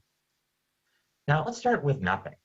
The brain is incredibly spatially complicated. A cubic millimeter of your brain will contain around 100,000 brain cells called neurons with incredibly complex geometry. And within that cubic millimeter, there will be about 1 billion connections between those neurons. So this is incredibly complex. How can you see the wiring? And it's not just the wiring, all those cells are chock full of molecules. There are tens of thousands of genes in the human genome, and those genes encode for so many biomolecules, countless biomolecules that are inside those cells and between the cells that make them do what they do. But it's worse. The temporal dimension of the brain is also complicated. If you want to understand learning and memory, development and aging, these processes take place over months, even years. But the high-speed computations of the brain take place at milliseconds, electrical pulses that brain cells generate that help them compute, and millisecond timescale chemical exchanges between brain cells as well.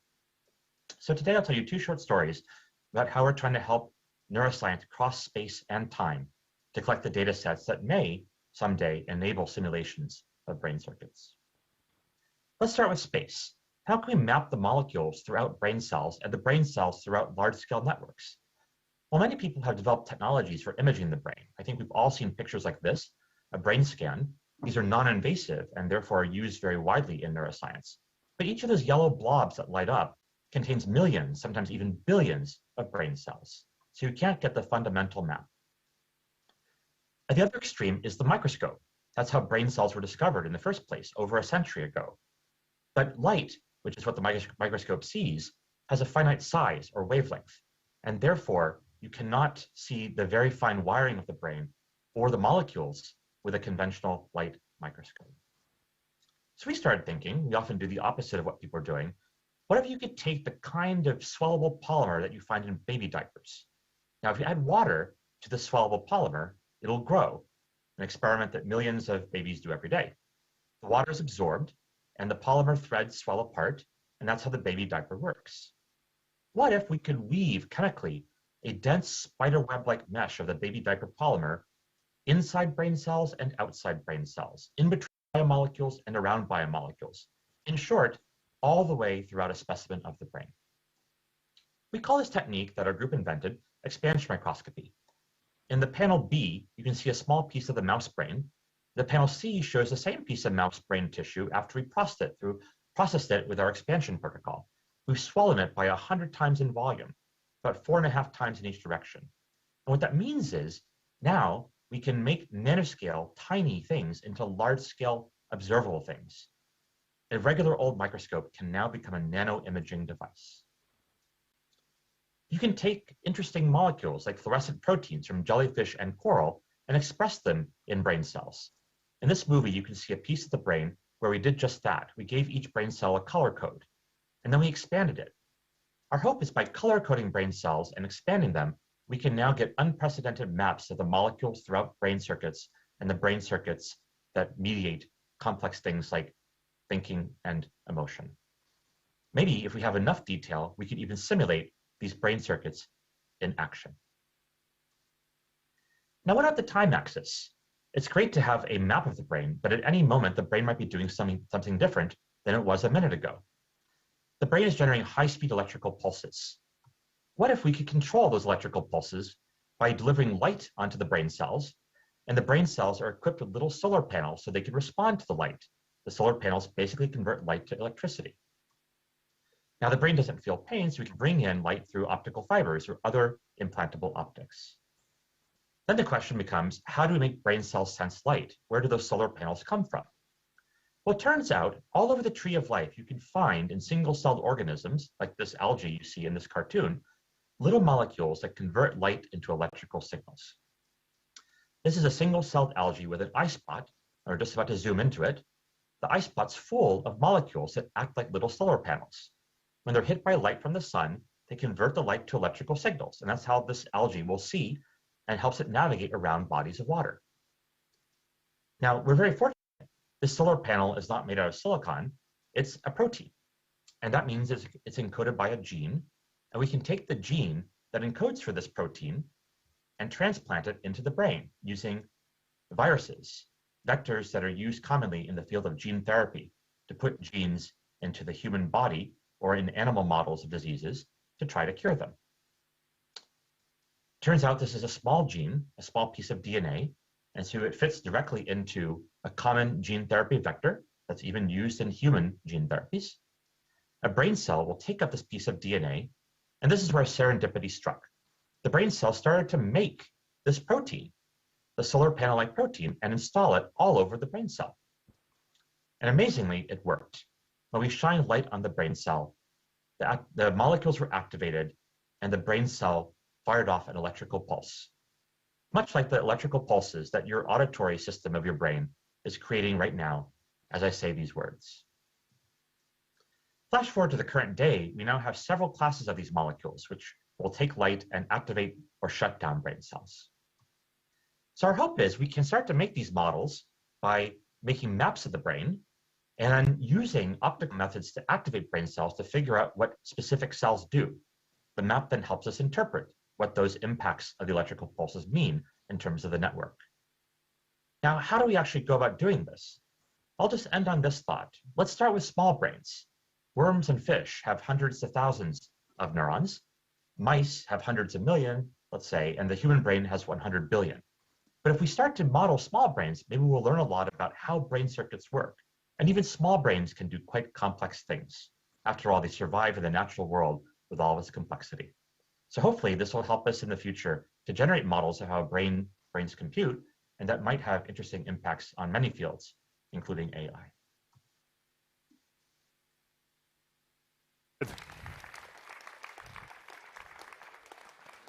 Thank you, Ed. We're gonna meet you again at the end of the next talk, so stay with us. We now hear from a philosopher. His work touches on ethics, epistemology, bioethics, and other things. Matthew Liao is the director of the Center for Bioethics and an affiliated professor at New York University. Matthew, the stage is yours.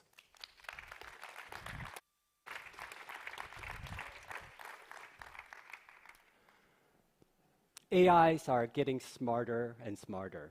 They can already beat humans at the ancient game of Go. identify cancer tissues, and do backflips. Some people are really worried that AIs are going to be so smart that either they're going to cause humans to go extinct or turn us all into their slaves. So, what do we do about this? Well, to compete with superintelligent AIs, some people have said that we need to become AIs ourselves. In other words, if you can't fight them, you should join them. But is this even possible?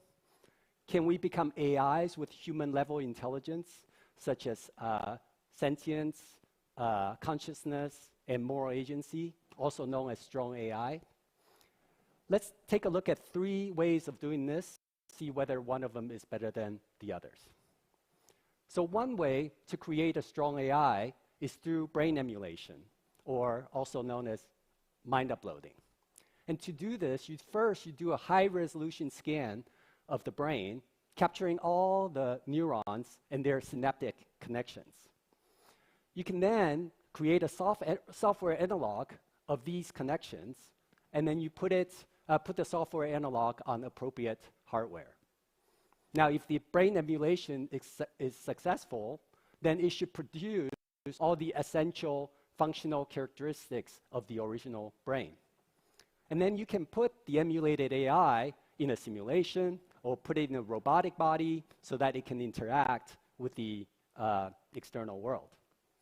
And actually, many groups around the world are already working on brain emulation. So for example, the EU's Human Brain Initiative is already actively trying to map and emulate the brain of a mouse and parts of the human brain. The US Brain Initiative and the Human Connectome Project are actively trying to map the neural pathways of the human brain.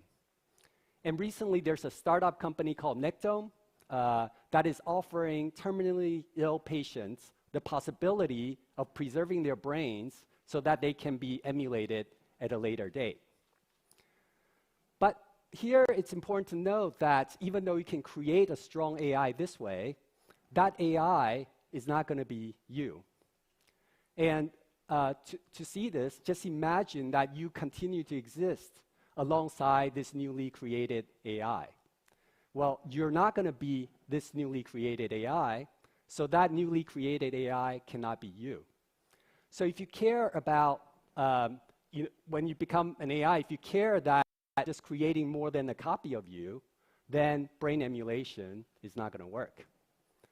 Here's the second way to create a strong AI, and that's through direct programming and algorithms. So some people have suggested that we gather all the moral rules, for example, do no harm, respect others, and we teach AIs how to follow these rules. Others have said that maybe what we should do is hard code moral theories like consequentialism, deontology, and virtue ethics into AIs. These AIs might then be able to use these moral theories to decide what's right or wrong. But it's not clear you can create a strong AI this way. For one thing, there could be infinite numbers of moral rules. In addition, moral theories like consequentialism and deontology often disagree with one another.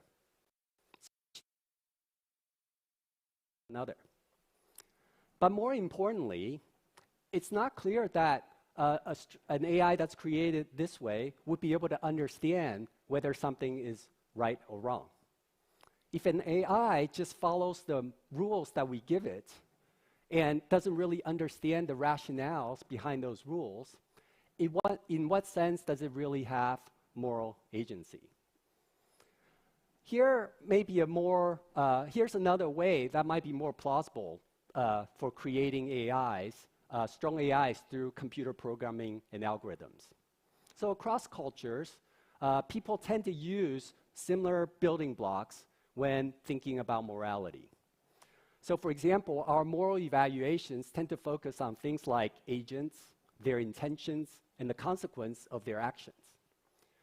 And scientists and philosophers have suggested that the mind might be equipped, we might have some sort of moral faculty that uses these building blocks to arrive at moral judgments.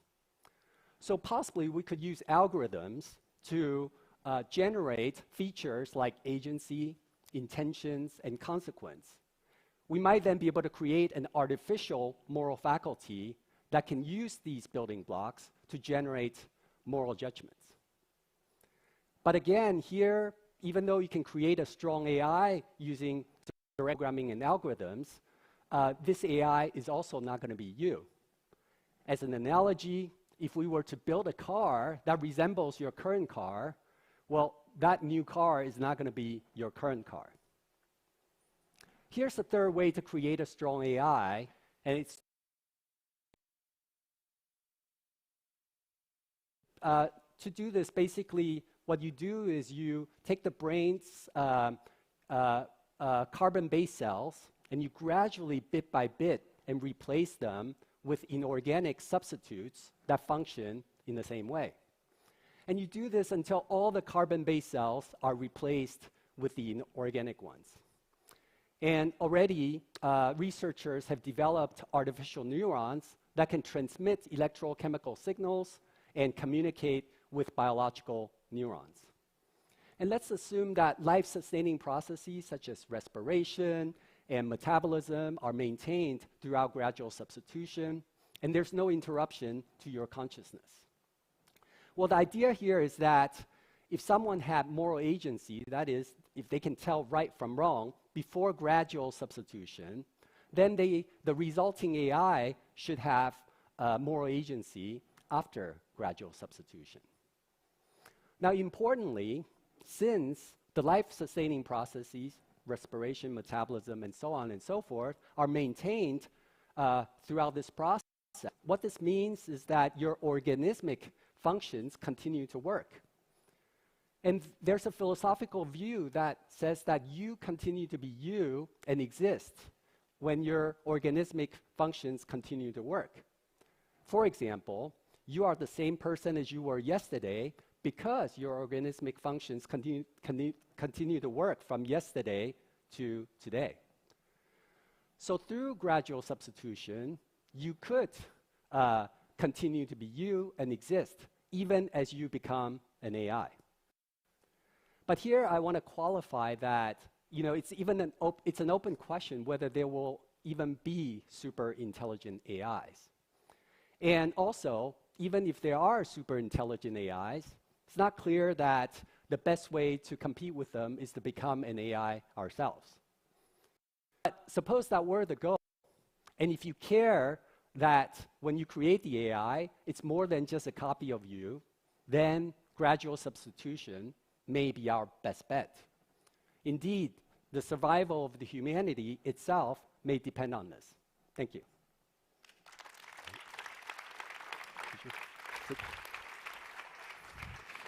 Thank you, Matthew. We should have Ed still with us. Hi, Ed again.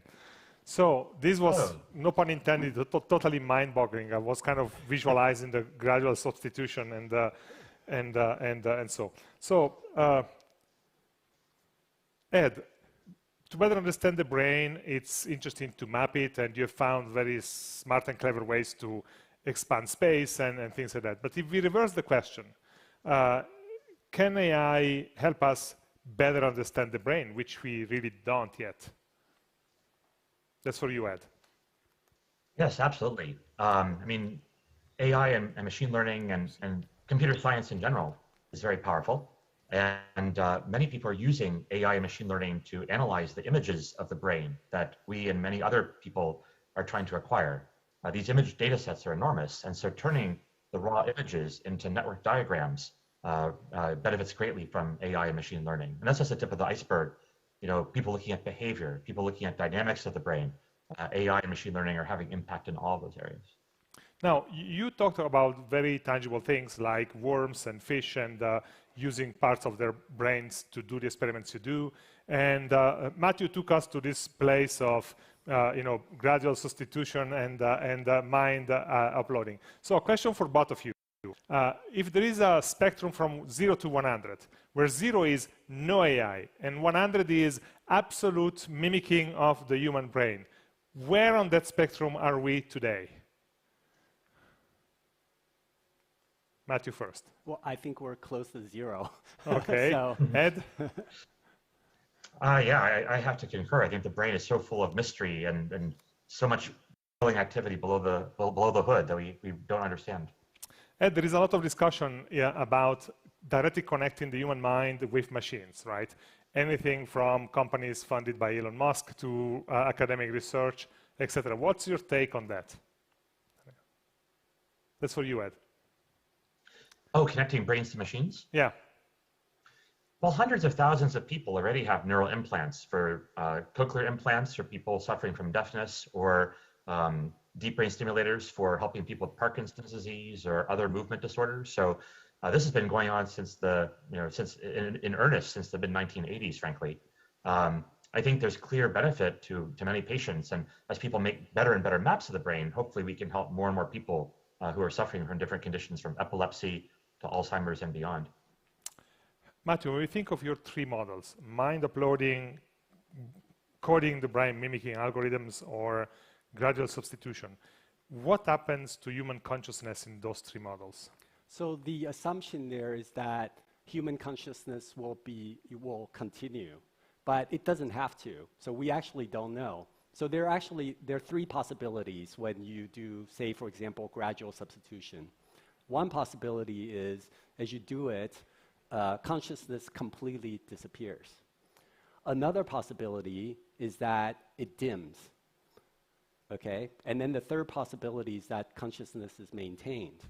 Now, the supposition here is that, so the gradual substitution is something like this. So you come in, you go into the clinic. So, we take one of these artificial neurons. Maybe you have Alzheimer's. So we take the bad cell, the bad brain cell, and replace it with a good cell. And then you go back home and you're interacting, and it seems like you have consciousness, right? Just one.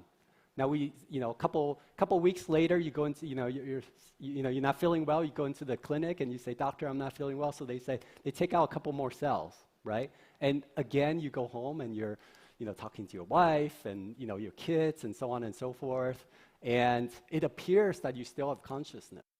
Now the hypothesis is that, well, at some point, if you continue to be able to act, right, and you're sort of either you're faking it because all of a sudden consciousness disappeared, or it dimmed, right? Like somehow you say, "Oh, I feel pain," but you don't really feel anything, or you have full consciousness. And it seems like the last option is more plausible than the other two through gradual substitution, but that's an unknown.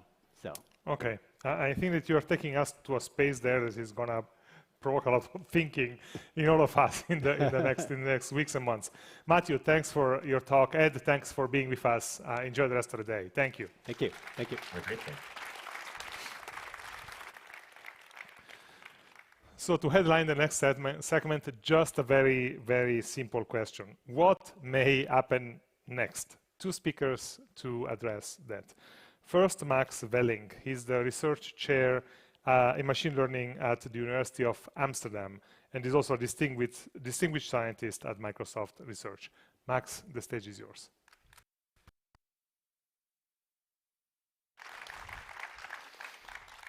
Thank you. Well, it's certainly intimidating to be here in front of all of these brilliant minds and following up on these really insightful, beautiful talks. But Claudia said I should have fun, so I'm going to try to at least have fun today. Without a doubt, AI has brought us wonderful tools. So when you type a query into Google, you'll get a very intelligent answer powered by a very sophisticated AI engine. Nowadays, we can talk into our phones, which wasn't really possible 10 years ago, at least the part that your phone actually understood what you say, and you can almost instantaneously translate it into another language. We now have real-time video analysis where you can segment the objects and classify them and actually have real scene understanding. And of course, recently, and also featured in a previous talk, DeepMind actually solved more or less the problem of protein folding by giving as input a sequence of amino acids and then predicting the 3D shape of that protein. But there's much more on the horizon. There's promise of self-driving cars, or maybe actually self-flying cars. There's going to be autonomous agriculture and self-regulating greenhouses. There's going to be much more sophisticated robots that can walk like humans. There's intelligent chatbots that can actually maintain a conversation like you're really talking to a person. And there might be automated chip design that can sort of keep Moore's law going. Now, of course, the greatest promise of all that we've discussed here today is artificial general intelligence, what it precisely means, let alone. But let me say, at least my view on this, or my belief perhaps is more appropriate. Intelligence really has many, many manifestations. And human intelligence is just one of them. Now, the fact that we are here is basically an existence proof that in the long run, we will be able to build it out of, artificial components as well. And that immediately implies that such an artificial intelligence will experience free will. It will be creative. And it will at least experience consciousness, or it can experience consciousness. Now, I think we don't need any new fundamental laws to discover in order to understand intelligence. So sorry for those particle physicists here at CERN, we really don't need any more particles to understand intelligence. What we do need is to understand how intelligence emerges out of complexity, how neural information processing systems will eventually produce artificial intelligence. And another important part of that is probably embodiment. We want to put that complex brain into a body so that it can interact with the world around it. So how do we reach AI? So we may not need more fundamental laws, but we certainly need better AI and smarter machine learning algorithms. It turns out there's two camps in our field. There's the camp that says we need to scale this all up. More data, more compute, bigger models. And the biggest models nowadays have over 1 trillion parameters. There's the other camp that basically argues for something like the opposite, saying, no, we need to be smarter about this. We need to inject inductive biases into our system, the laws of physics, laws of sociology and psychology, causality. We need to inject common knowledge in terms of maybe knowledge graphs, and we need to be able to reason with those symbols that we create that way. Now, many of these actually come down to the fact that we can actually simulate the world around us. And to make this a little bit more interactive, I want to do a little sort of game, and I want to ask you to imagine a blue elephant on a unicycle cycling on the moon. I think nobody has any trouble doing this. Yet, there will never be a blue elephant cycling on a unicycle on the moon. And when I ask you, okay, now the elephant reaches a big drop into a crater, you can see the poor elephant tumble down and fall off of his chair, his unicycle. So we have the ability not just to simulate the world, we have the ability to manipulate it and predict its consequences. And even better, we can do this, we can generalize this to situations that will never ever happen. I think that's very powerful, and that's what we need for intelligence.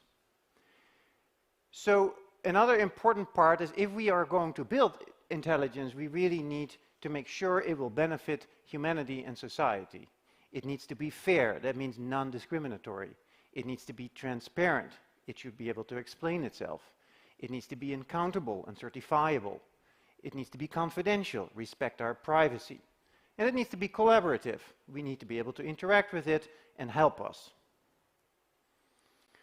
Many people, also in the previous talks, worry about AI that could actually end humanity. Now, I'm not going to say that that's not going to happen. I mean, yes, this is a good topic to study, and it might happen in my opinion, in the very far future. Not that we get destroyed, but at least that we can create something that is equally powerful as a human. But it's not something that I am waking over every night. And the reason is that I think there are more urgent and imminent dangers to humanity that are coming from humanity itself, and where AI can actually play an important role in solving it. And I personally find it more interesting to think about that. And of course, I'm talking about climate change.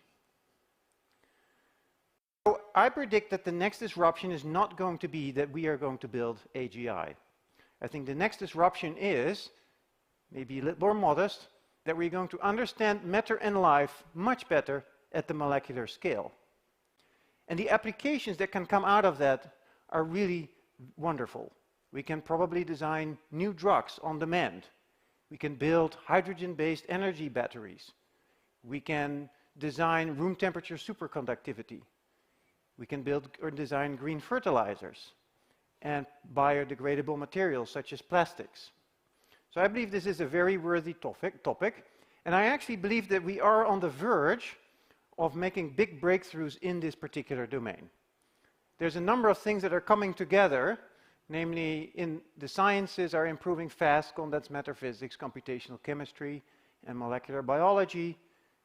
It starts to collide and converge with a number of really important modeling and computing paradigms, such as computational science, cloud computing, machine learning, and quantum computing. And then I already talked about the applications which will drive sort of injection of finance, of budget into that. Now, humanity, 2.5 million years ago, humanity started to use stones to build tools. That was the Stone Age. It was followed by the Bronze Age, and then the Iron Age. And then much more recently, we started to construct steel and glass, aluminum, and many other materials that you see around you. I'm going to end by asking you to imagine what would a world look like where you can order any desired material or drug on demand. Thank you very much.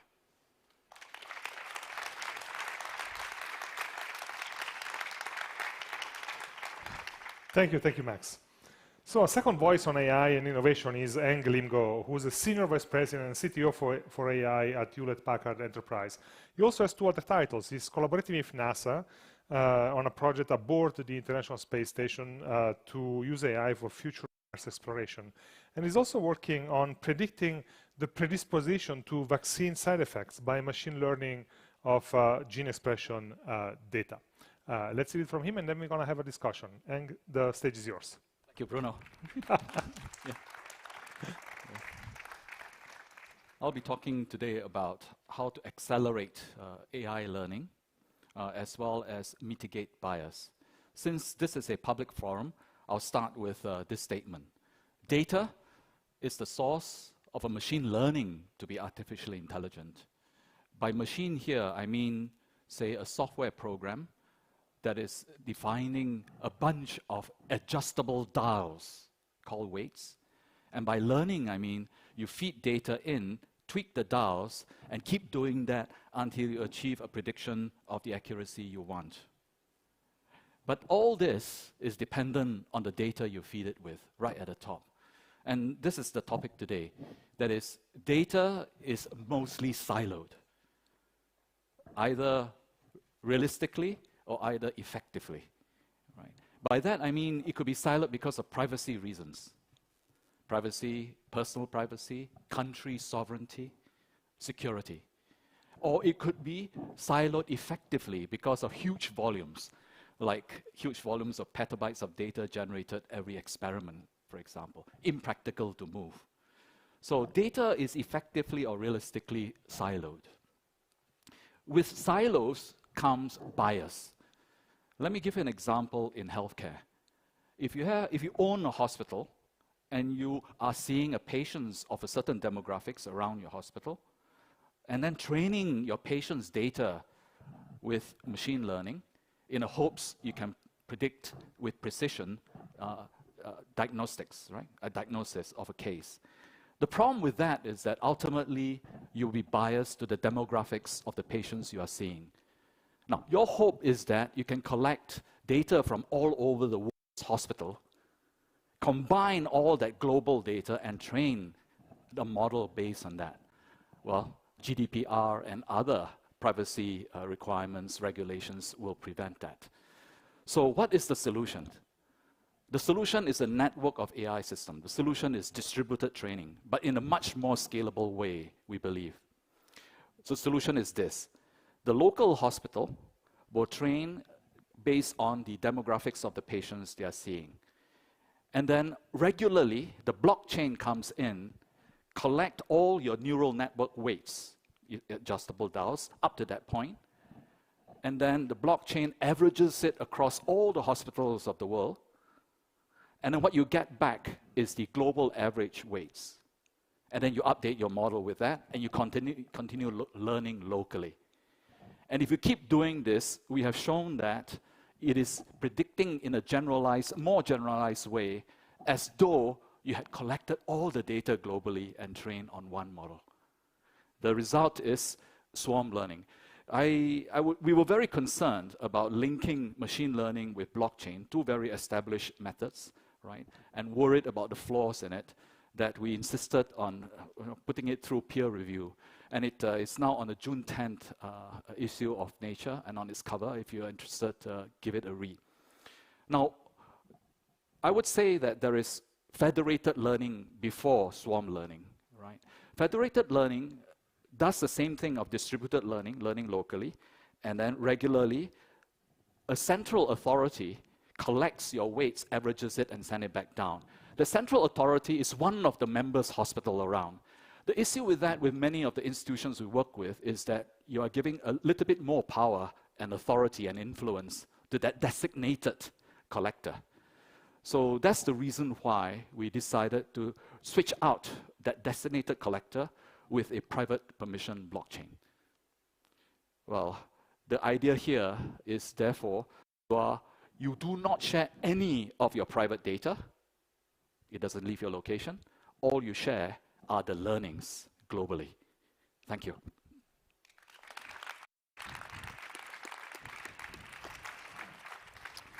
A sort of meta-learning in a way, Eng. You brought in the word blockchain, by the way, for the first time today. So nobody else used it, but it seems to be looked at as a potential solution for a whole host of problems. But tell me, your research about swarm learning was based on healthcare data. How do you translate this to other fields? Yes, we have already. Oh, by the way, imagine if it was a blockchain, and then you have 100,000 hospitals of the world all connected. The minute you, of course, it's a private permission blockchain, you need a notary to approve members to it. But once it's done, the blockchain lives on its own, like many of the tokens you see here. So the goal is a network of AI that is almost like a living organism constantly learning globally. Yeah. So that's the key point I'm trying to make. Sorry, what your question? Can you apply this to other sectors than healthcare? We have finance also. Imagine credit card companies, right? Competing ones. I won't name them, but competing ones, right? They want to keep their customer data proprietary. There's another reason for privacy here, but it is proprietariness.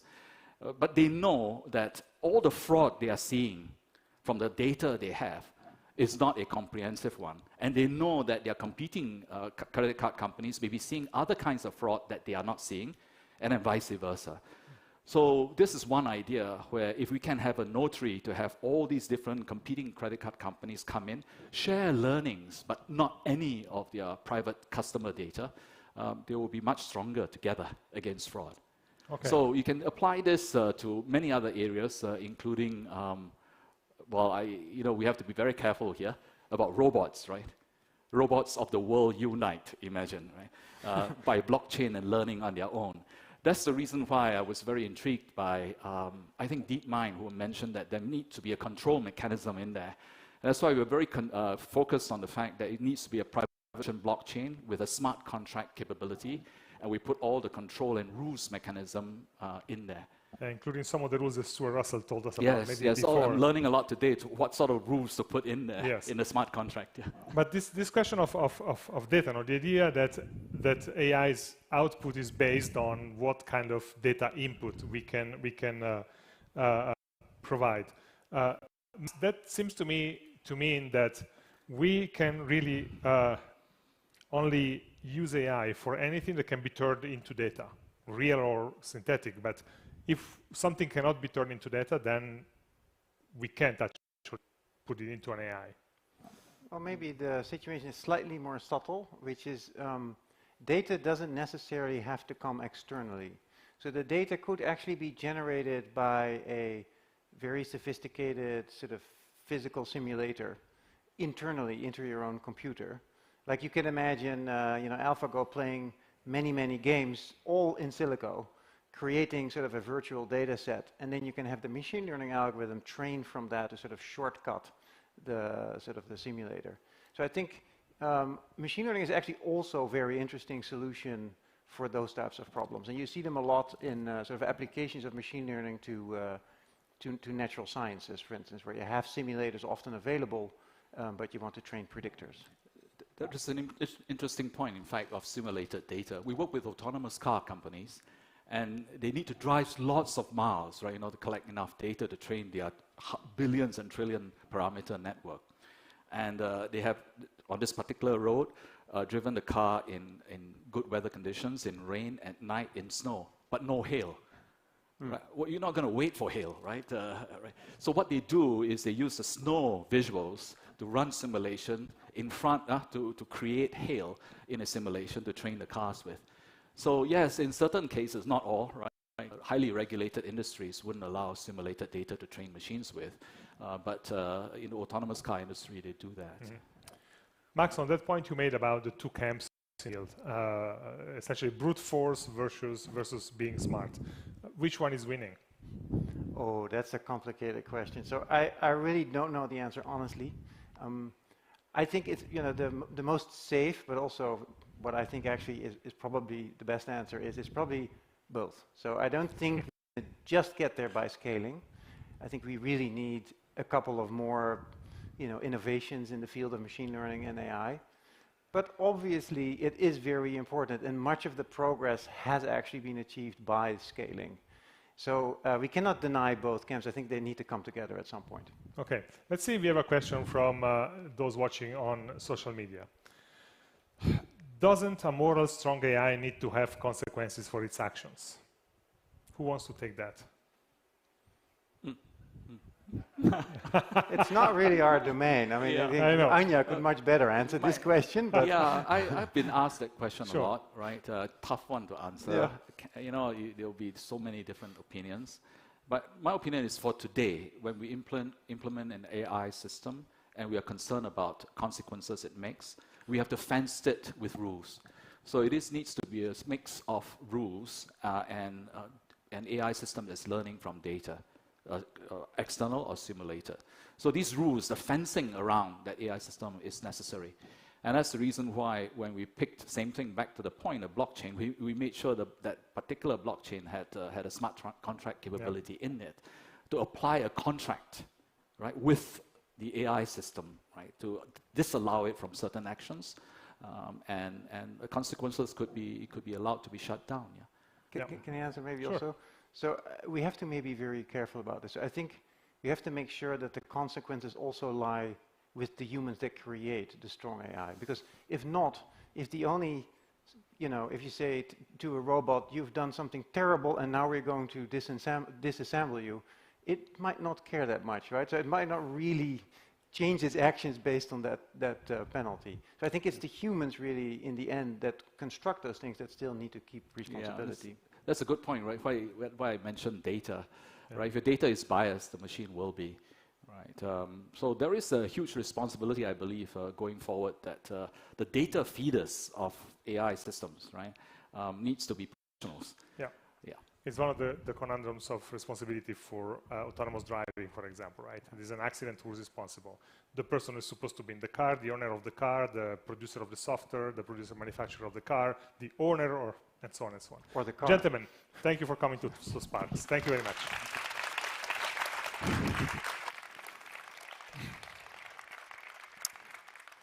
So we have still quite a bit of ground to cover, and the next chapter explores whether AI can learn to ask questions and make real contributions, autonomous contributions to science.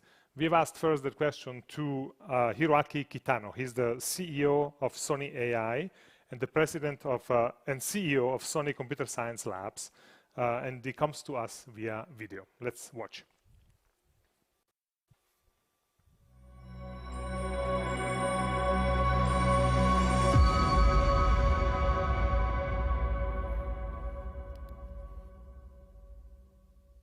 Hi. Today I would like to introduce you a new grand challenge, that is the Nobel Turing Challenge. As its name indicates, this is a challenge to make AI system that can make a high impact scientific discoveries. The question is, can we build highly autonomous AI robotic system that can make series of major scientific discoveries worthy of Nobel Prize and even beyond? Can we build such a machine by 2050, for example? And that is the goal of the challenge. And you might ask, can AI system actually win a Nobel Prize? Okay, we have to satisfy two things. One, AI system have to be able to make a major scientific discovery, and the second thing is Nobel Committee is going to award this system without noticing if that is the human beings. In order to accomplish this, AI system has to be able to accomplish two things. One is the scientific discovery. That is, the AI system should be able to make a major scientific discovery, not just one, probably like a series of scientific discovery, highly autonomously or fully autonomously. And of course, not just discover, you have to be able to communicate info on publications and explain, reasoning behind the discovery. Now, second, making discovery is one thing, but at the same time, discovery has to be significant for our civilizations.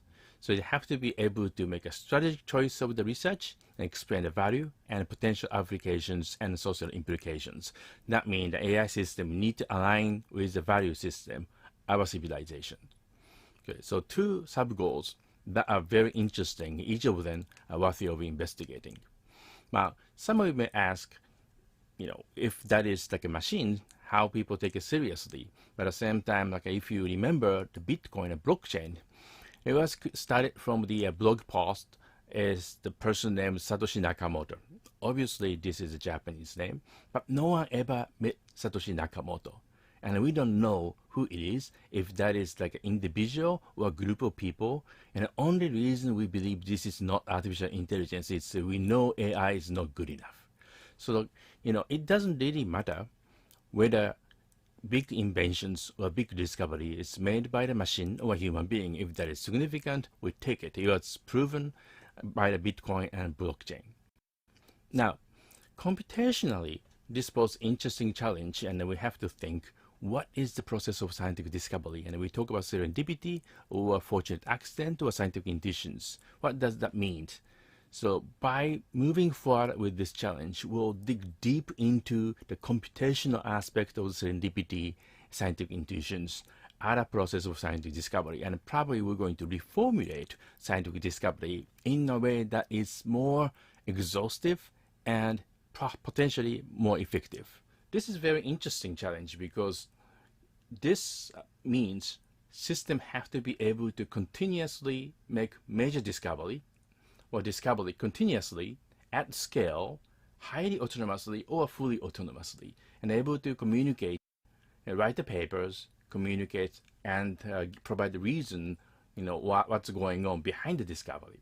At the same time, discovery has to be aligned with our value. Otherwise, discovery will not be considered as important. So like a strategic choice of the topic, and then communicating implication of the discovery, and then communicating with the peers and the general public would be another challenge, which makes the AI system more valuable and that makes more human-like. But at the same time, the question is, the pattern of scientific discovery by the machine would mimic human scientific discovery or make it something very different? That would be a very interesting question because, pattern or process of discovery may not be the same as a human discovery process. So we maybe actually end up reformulating the scientific discovery process by machines. Now, 20 plus years ago, I proposed systems biology. And if you look at the progress of systems biology, it's became mainstream in biomedical science, and everyone's talking about systems biology, and every school had some kind of system biology, one or the other. At the same time, we are having hard time scaling up a precision model at large scale. So like in system biology community, there are either high precision model at a small scale, or large scale model, or data analysis based on the statistical approach. It is still not possible to create a large scale precision model or the mechanical model even 20 years of the system biology research. And I concluded system biology is the science for the artificial intelligence or AI hybrid system. One of the reasons is the human cognitive limitations, because we can't really tackle very large amount of knowledge or data and in a very complex situations. So, either we cannot access the information or knowledge, and we can't really keep handling this at a large scale. And that's what the AI or machine is good at. So I think like the way we move forward in system biology, or probably other science with a similar nature, is to have like a hybrid system in between the human being and artificial intelligence. Of course, AI for scientific discovery is nothing new. I mean, there's the history of the dendral, metadendral, AM, Eurisco, and others, and then most recently, Ross King's, robot scientist, which is automating yeast genetics hypothesis generations, designing experiment, and actually run experiment and verify that. So it's a closed loop system. So now I think it's a great opportunity in front of us that we can augment such a system and combine several AI approach and the large scale data generation capabilities and robotics capability to be able to create highly automated, multifunctional, and open-ended system to generate hypotheses, run experiments, and verify that, and keep going, and then create scientific discovery at scale. I think this approach of the AI-based scientific discovery may change the way we think, the way we run the science. Because at this moment, we consider scientific intuition is important, asking right questions is important. However, those things will not fade away. It's not gonna totally gone, but like with the machine creating hypotheses exhaustively, run experiments, and verify that, closed loop system highly autonomously may change the way we approach things. So this is extremely important project. I hope like everyone to this project, and it could be the new challenge that the scientific community will engage. Thank you very much.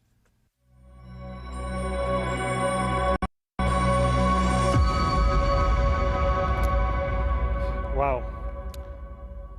And we thought that only kind of office work and accountants would be threatened by AI. But this is supposed to be a conference about future intelligence, but the impression there is also a side business in future creation, because we got the image of the brain and gradual substitution, and then we got the Pampers liquid in the brain, expand the cells and make them more distant, and of course the blue elephant on the unicycle on the moon. And now we just got this image of the Nobel Prize ceremony. What would happen? How would it look like if an AI wins the Nobel Prize? Who picks up the prize? Is it a robot? Is it a disembodied voice? Is it going to be one of us as an ambassador of the AI? It's a really interesting kind of line of thought. Anyway, if you're interested in the Turing challenge that Iraqi just outlined, there is a Nature paper that describes it all in detail. And for now, let's just continue the exploration of this theme of creativity. Can AI think outside the box? We're joined by Vivienne Ming, a theoretical neuroscientist, inventor. I have it on high authority that she also calls herself a mad scientist. Vivienne, are you with us? She has, among many other things, led studies into how people learn and create, which of course provides insight into how to think about artificial creativity. Vivienne, how are you? I'm doing wonderfully well here in the early morning of California. Excellent. So we're going to hear a talk from you, a presentation, and then a second one, and then we're going to have a short discussion. The stage, or the attention rather, is yours. Well, I apologize that this face is demanding your attention, but let's dive into creativity. So it's a big idea that we all just heard, that AI might someday win a Nobel Prize, the Turing test for science, we might call it. Well, what can we do right now? We are moving towards a world in which machine learning is playing an increasingly large role in scientific discovery. A few years ago, for example, I was reading papers about wage gap written by labor economists and was curious about a question that I didn't feel was being answered. Why do women make different labor choices than men? So I built a number of web crawlers that crawled across the websites of 60,000 companies and collected data from images of the leadership team to natural language processing of their quarterly reports. And from this massive data, we made a new discovery. Turns out younger women commit more hours to their work when there are established women in leadership roles. An interesting and unique discovery. It took me 2 days to collect that data using my NLP and image analysis. Can you imagine, even 5 years ago, 10 years ago, certainly, how many years and the size of the army required to collect all of that information? And in fact, just over the last year or two, we've seen publications involving analysis of the innovation in every dissertation written in the United States since 1972. 1.2 million papers analyzed for innovation. Every biotech patent analyzed to see the impact of the identity of the inventors on the kinds of things being invented. And most recently, a look at the structure of scientific collaboration, the images of visual artists, and the screenplays of filmmakers to look at what produces streaks in elite creative performers. All impossible research without artificial intelligence to do the initial data collection using very sophisticated criteria like how innovative a paper is. We've also looked at how artificial intelligence in my lab can actually improve the collective intelligence of groups. For example, we analyzed large online classes, 30,000 students, and initially found something kind of surprising. If you break those classes up into small cohorts of 5 to 10 learners, rather than a giant undifferentiated social network, the students actually learned more, even if those cohorts were random. But what if we use machine learning to pair people together? Let's say based on personality. Turns out pairing people for similarity doesn't improve their learning, but pairing them for difference does.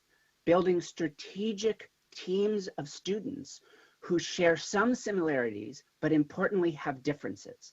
Again, imagine the combinatorics of doing that across 30,000 people by hand. But with machine learning, we begin to make progress. And over the last year, while everyone has been in lockdown, we've been able to analyze the same thing with scientific and research teams to see the same emerging patterns, that you can actually build models to understand which people will be most creative together. And in theory, engineer those teams to maximize their creativity by reducing redundancy in the things that make us different. Finally, how about directly stimulating creativity in the brain? So I have a number of companies in the neurotechnology space. In fact, when I was interviewing for grad school, I told people I wanted to build cyborgs. Boy, did they think I was crazy. But now we live in a world where technologies are beginning to interact directly with our brains, such as deep brain stimulation, and neuroprosthetics, replacing limbs with artificial robotic limbs that directly communicate with the brain. Is there a neuroprosthetic for creativity? Well, this is very early days for that field of research, but it turns out using technologies such as transcranial alternating current stimulation and direct current stimulation, targeting specific parts of our brain, such as aspects of our prefrontal lobes or our insular cortex, we can actually induce disinhibition, allowing people to explore more ideas, come up with more unique uses for an unknown device, or meanings for different types of words.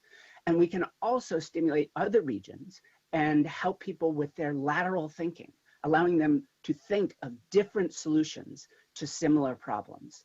Now, that isn't specifically about machine learning, but it turns out our brains are so individual, so heterogeneous, that in fact, machine learning is almost a fundamental requirement to tailor these technologies to a specific person's brain. If I wanted to induce your creativity using these sorts of technologies, we need to build a closed loop that actually finds just the right alternating current to sync up the right rhythms in your brain. And it's so exciting to be part of a moment, to have started a career where people thought I was joking when I said I wanted to make cyborgs, and to now be able to look at people that perhaps have brain trauma or degenerative diseases and know maybe we can add a bit of richness back into their life.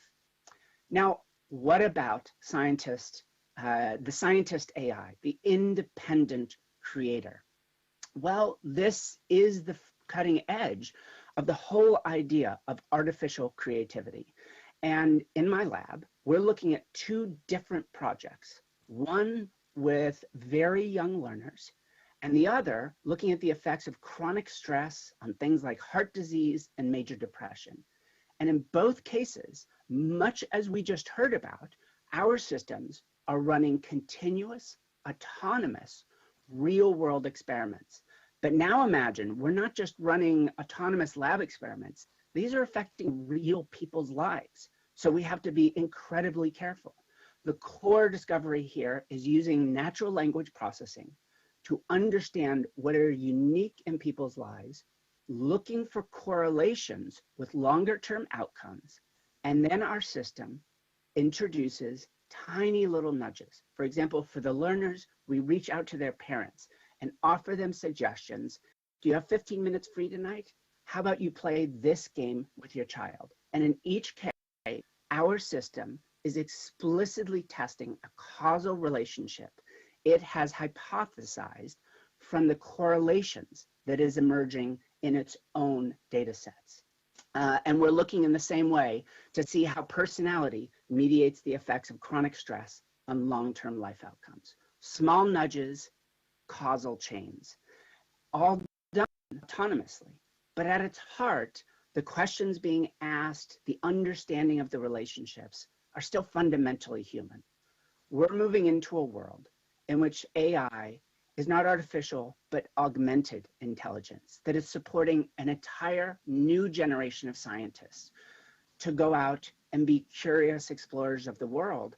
And maybe what we're going to see is it allows us to expand what it means to be a scientist, to not just explore the lab, but the natural world in real time, and allow citizen scientists to participate in that discovery.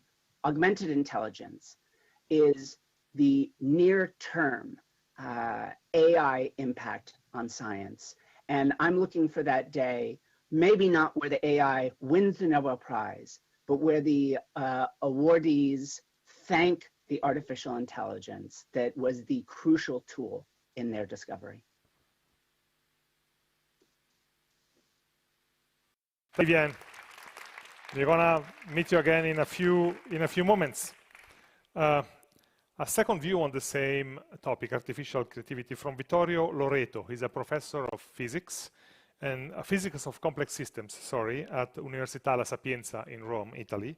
And he also is the head of the Sony Computer Science Lab in Paris.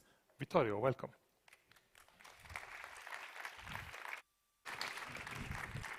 Thank you very much, Bruno. It's really intimidating to be here. So if I had to summarize in a few sentences what I'm going to say today, I would say the following. I think artificial intelligence can help us to be more creative. And I think we may want to be more creative in this specific moment in front of all the challenges we face, also including the challenges imposed by AI to us. So, but let's start over. Let me start with the definition of creativity. Of course, I'm not going to give, but I leave you with these three excellent definitions. And I would say, Max, you've been very creative tonight, because this is an intelligence having fun on this stage, 15 minutes ago. So what all these definitions have in common? At least in my opinion, I guess the point is unknown. And coping with the unknown is one of the most important activities of mankind.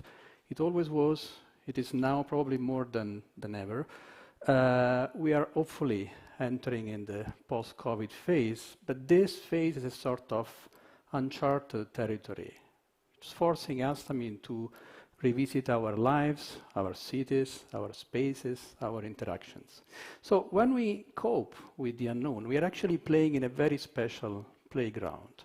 So I guess Francois Jacob nicely spelled out the difference between the actual, on your right, and so the actual is what you experienced already in the past, and the possible. So the set of things you can possibly experience in the near future or in the far future. And of course, then a few years later, Stuart Kauffman refined the idea by introducing the notion of adjacent possible. So adjacent possible is a set of all things, could be ideas, could be molecules, could be technological products, which are one step away, so they are adjacent, one step away from what we know already. And of course, we can reach them by incremental modifications and recombination, perhaps, in the spirit of tinkering of the existing materials. So Stuart Kauffman was coming from biology, thinking about the evolution in biology. What is special about the adjacent possible is it's not a static space. It's a space changing while you explore it. Let me give you one simple example with a social network. So imagine that this is a very simple social network. I'm pretending to be the red spot here, and the white spots are people I already met in the past. I can keep meeting now. For instance, now I meet Marika, and then at some point I meet Claudia. And then through Claudia, I can actually meet some other person, which would be the green spot I never met before.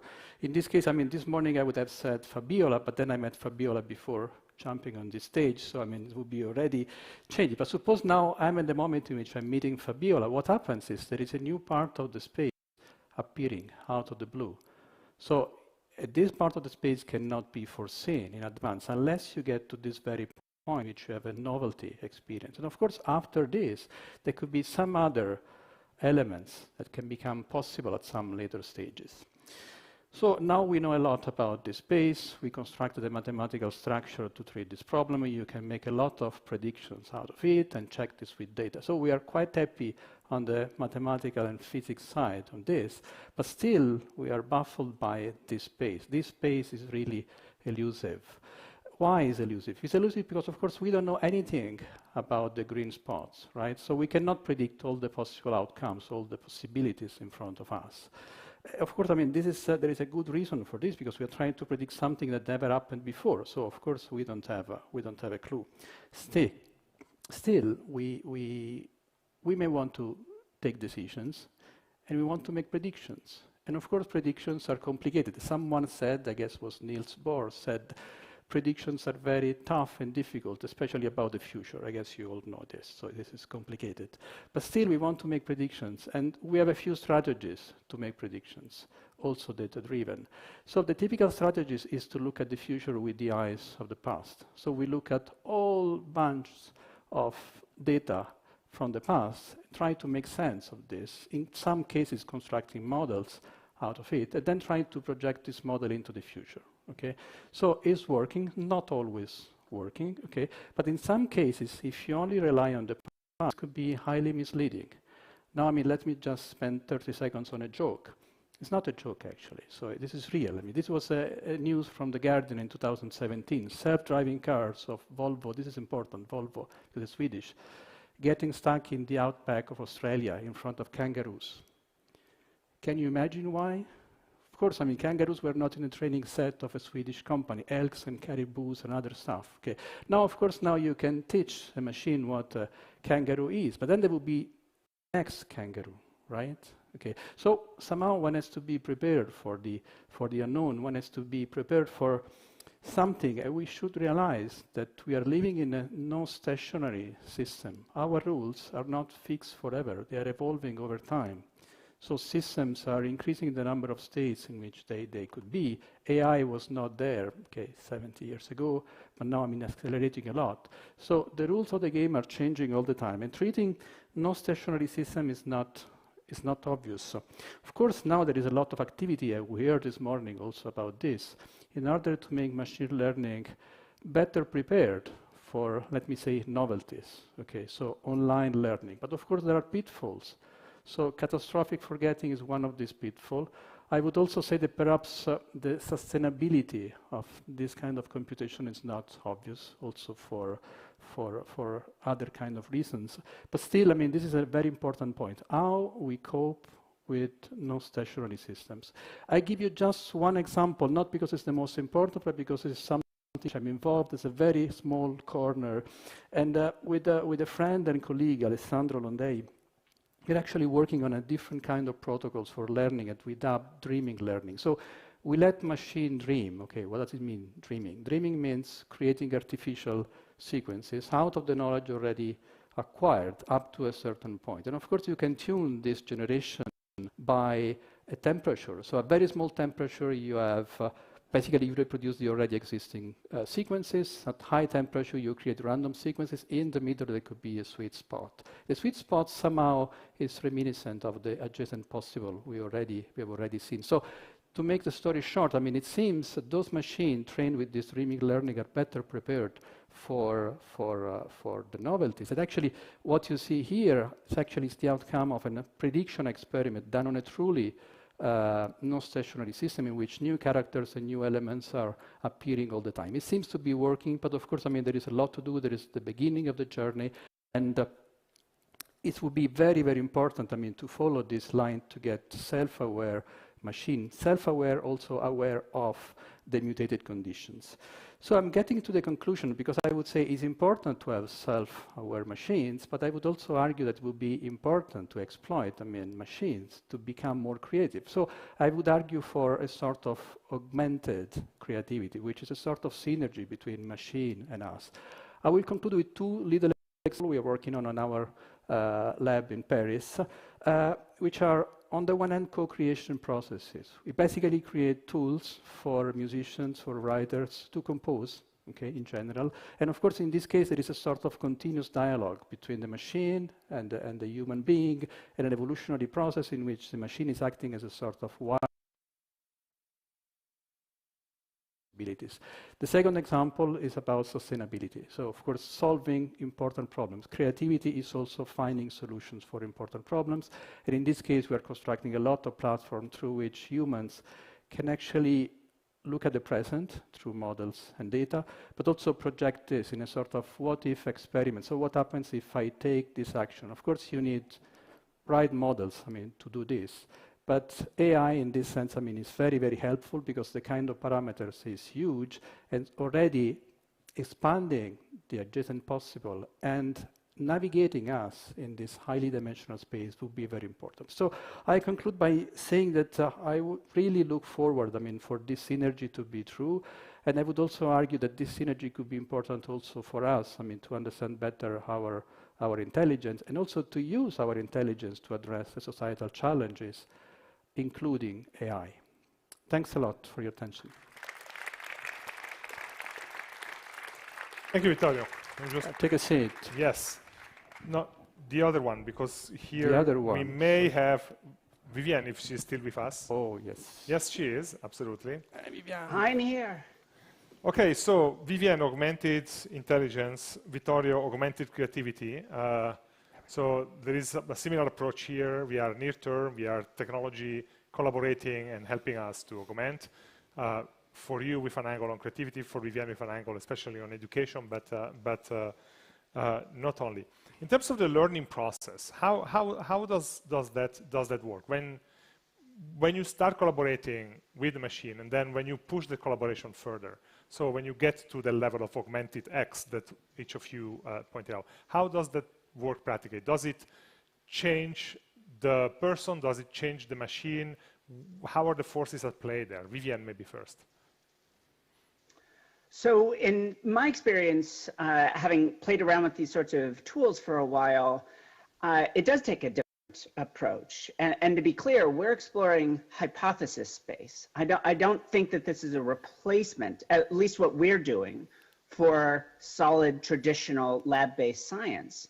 But we're able to explore so much space by combining what amount to complex reinforcement learning algorithms with econometric models to plausibly model the causal relationships of the variables we're looking at. But in the end, you know, our system doesn't truly understand the problems that it's solving. And so it requires us to step in and say, wow, there's some really interesting patterns here that now need a deeper exploration, that need a more mechanistic exploration. And that's maybe that last element, that mechanistic understanding of what's going on, that our approach, for example, in education and chronic stress are lacking. But that benefit of honing down on specific hypotheses that are really worth testing is powerful. Vittorio? Perhaps I can give you one example which simplifies all this. So we constructed an interactive installation, which is a physical installation actually built with Lego bricks. So people are supposed to build a city with these Lego bricks, but it's not just a game, because actually there are cameras and sensors monitoring what is going on this city. There are color coding. Each color is coding for a specific aspect of the city or the urban environment. And underneath there is a mathematical model which itself has been trained through data of existing cities. Okay, actually this is a mathematical model reminiscent. Actually it's an Hamiltonian model in which we try to infer the coupling parameters, so the rules of the game but not the patterns. So people are doing something and then they get a feedback in terms of how good is the city in terms of certain number of parameters, quality of life, employment rate, number of cars, pollution, this kind of stuff. Then they get missions. Can you reduce the number of cars in a city? And of course there is no Lego brick for the number of cars. So you have to try to infer, I mean, which kind of actions you have to take in this complex space of parameters in order to get there. And the machine, of course, I mean, it's not now, but in the future can actually learn from these actions. That can actually try to steer the movements of people in this space. So again, it's a sort of ping-pong situation between the machine and the human being. Well, when we apply a problem like that, so kind of and you put a machine and humans on it. Then, of course, the machine has gigantic computational power that we don't have and so on. But is there a risk that we are essentially only looking at the city from the perspective of what can be measured and therefore what can be translated into algorithms and data, and we're not looking at the other set of issues? Of course, I mean, there is always this problem of the bias. This is general, it's still unsolved. But still, I would say that this kind of object should not be thought as a sort of decision theater. So you go there and you leave with a solution. These are supposed to be awareness machines, so for humans to get ideas. I mean, in front of this machine, I've seen discussion of people saying, I would do this.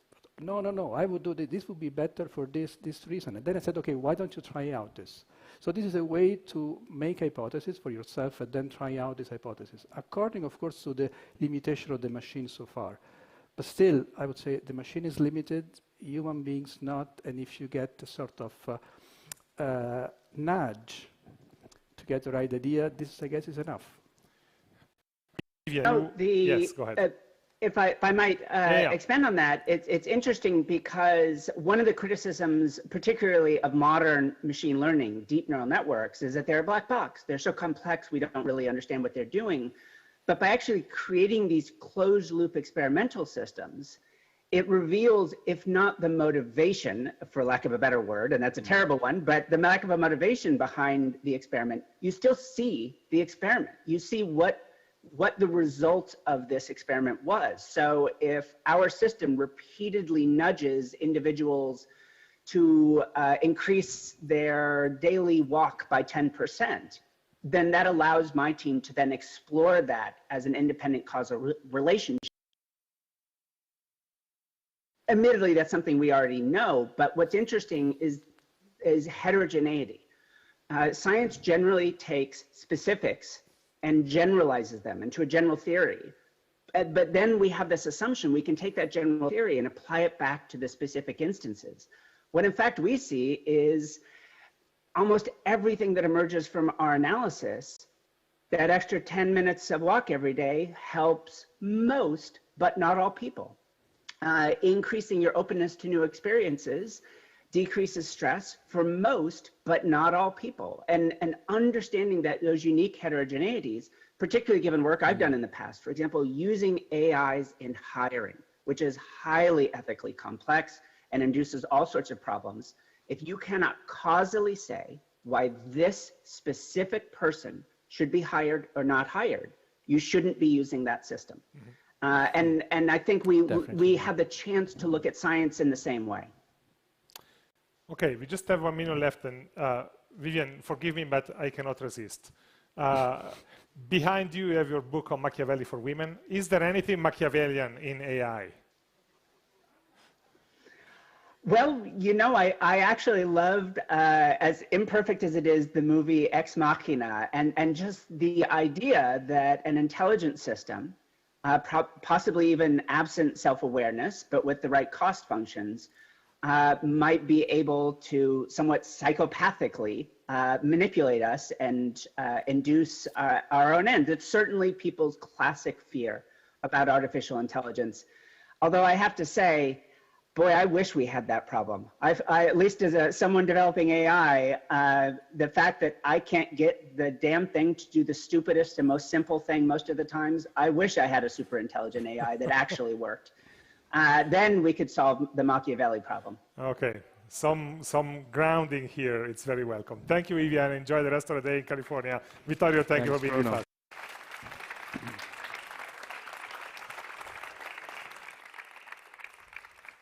Okay, so we have one talk to go, but before we do that, that's the closing talk, I want to take a couple of minutes to share a few things. First of all the videos of today are going to be available on the Sparks website very, very soon, so you can watch them, you can share them, you can suggest to your friends to go and watch them, and so on. There is also a Sparks podcast, this one. You can listen to discussions between some of the speakers of today and many more. Then I want to thank, again, the partners of Sparks for having supported the whole project, Rolex and Edmond de Rothschild and la Fondation Didier et Martine Prima. Merci beaucoup. Thank you.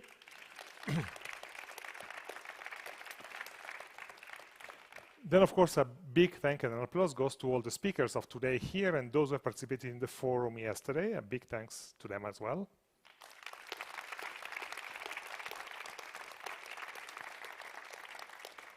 And then to the team and everybody else who has contributed in making this happening, which was definitely not an easy thing. So thank you to the team and everybody else who has helped.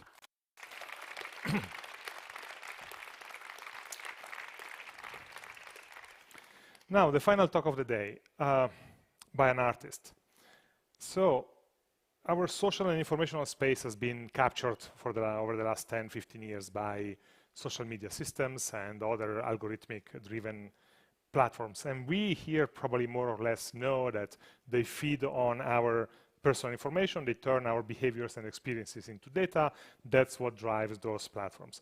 But many people feel that that doesn't really matter much. That's just the price to pay to use free and useful services, and that in any case, algorithms cannot really know us in intimate terms. But it's artists in Berlin and Vienna, Hans Block, Cosima Terrasse, and Moritz Riesewig, with their colleagues, who have found a clever way to try to test that assumption. They asked their followers on social media, because that's what we do, to volunteer to ask Google and Facebook and LinkedIn and Twitter and other platforms for a copy of the data that those companies hold about them. You know that according to European Union law, every citizen can ask for a copy of the data that a company owns and controls about them, and then to share those data back with artists. And Hans Block is here to tell us what happened next. Hans, come up.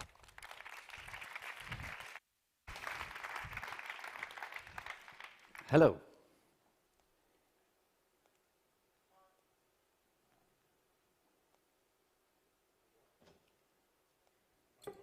Is it possible to reconstruct a person's life based solely on their online data?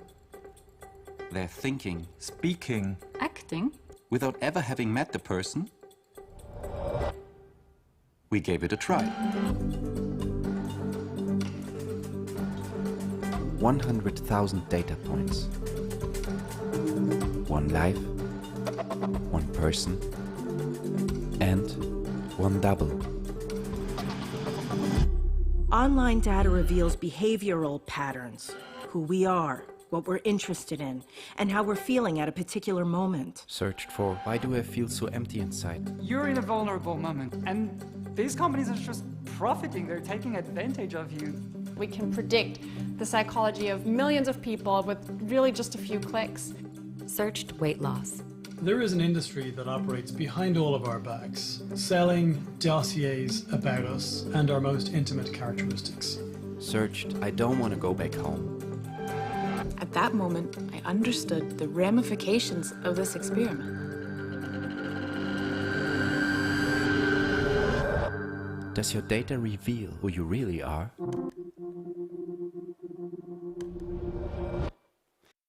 We live in a world where almost everything we do leaves data traces.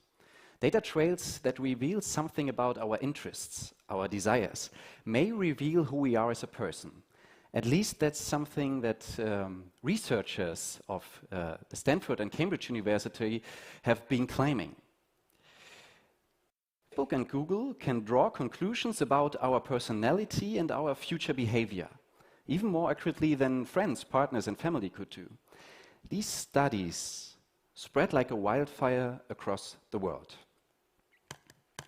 Facebook likes predict personality. Facebook knows you better than anyone else.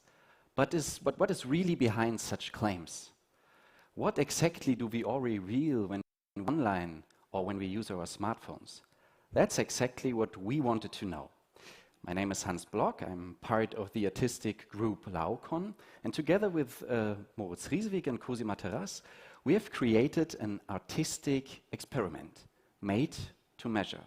The bet: is it possible to reconstruct a person's life based solely on online data without ever having met the person? And is it possible to create a double based on the data? We've tried it. And to start the experiments, we needed volunteers willing to give us their data. So we launched an open call across Europe asking people to give us their personal data. And that's exactly what people did. Surprise, surprise, we got a lot of mails.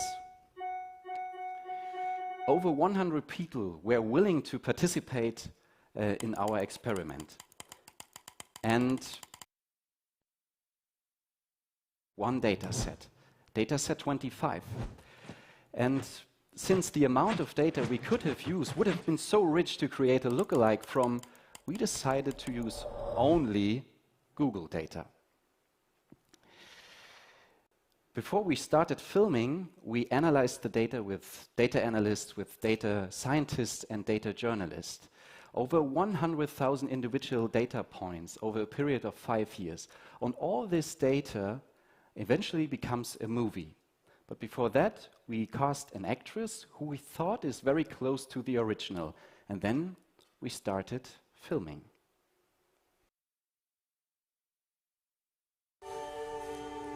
I am data set 25. This is what I could look like. This is how I could laugh. How I could speak. I don't know what to say right now. Will we be alike? I wonder about my name. How close will I be to the original? A collection of data, and me as its embodiment, the double. What made me become who I am today? Do I even want to know everything about myself? I think I don't want to know. I will become the double thanks to more than 100,000 pieces of data and hundreds of correlations and connections. But can you really reconstruct a human life based solely on Google data? We examined every little detail of my data set in order to reconstruct my life. We reconstructed all of that, piece by piece on a stage. We reconstructed places where I might have stayed. Reenacted daily routines as they might have happened. Revived past relationships that I might have been in. We turned my life into a film, turned your life into a film, and your data was the script. You don't know any of that yet.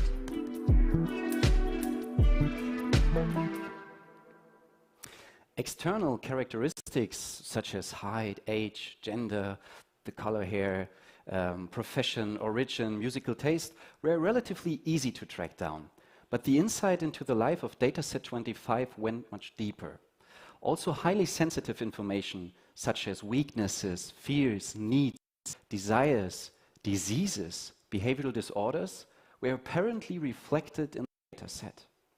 But where we right with all our assumptions, does the data reenactment really correspond to the life of the original? A few months later, the doppelganger and the original met each other. And to be honest, the encounter really developed an increasingly uncomfortable reality.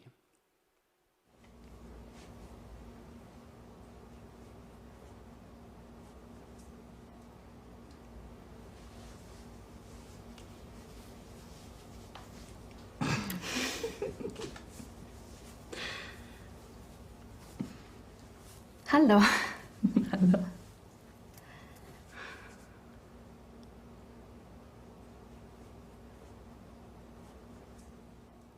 The first meeting of the two of them lasted more than 4 hours. And in the conversation, the actress revealed more and more details about their life.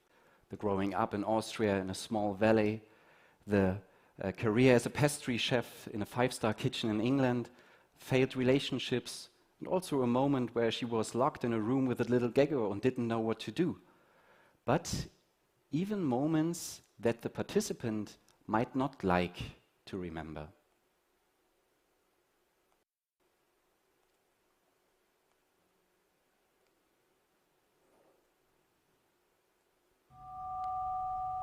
Searched weight loss. Searched for Love Yourself lyrics, Justin Bieber. Searched intermittent fasting. Searched therapist for internal crisis. The hopeful walk to the scales, checking whether I had lost weight or not. The relief when I had lost weight. And the disappointment when the number remained the same.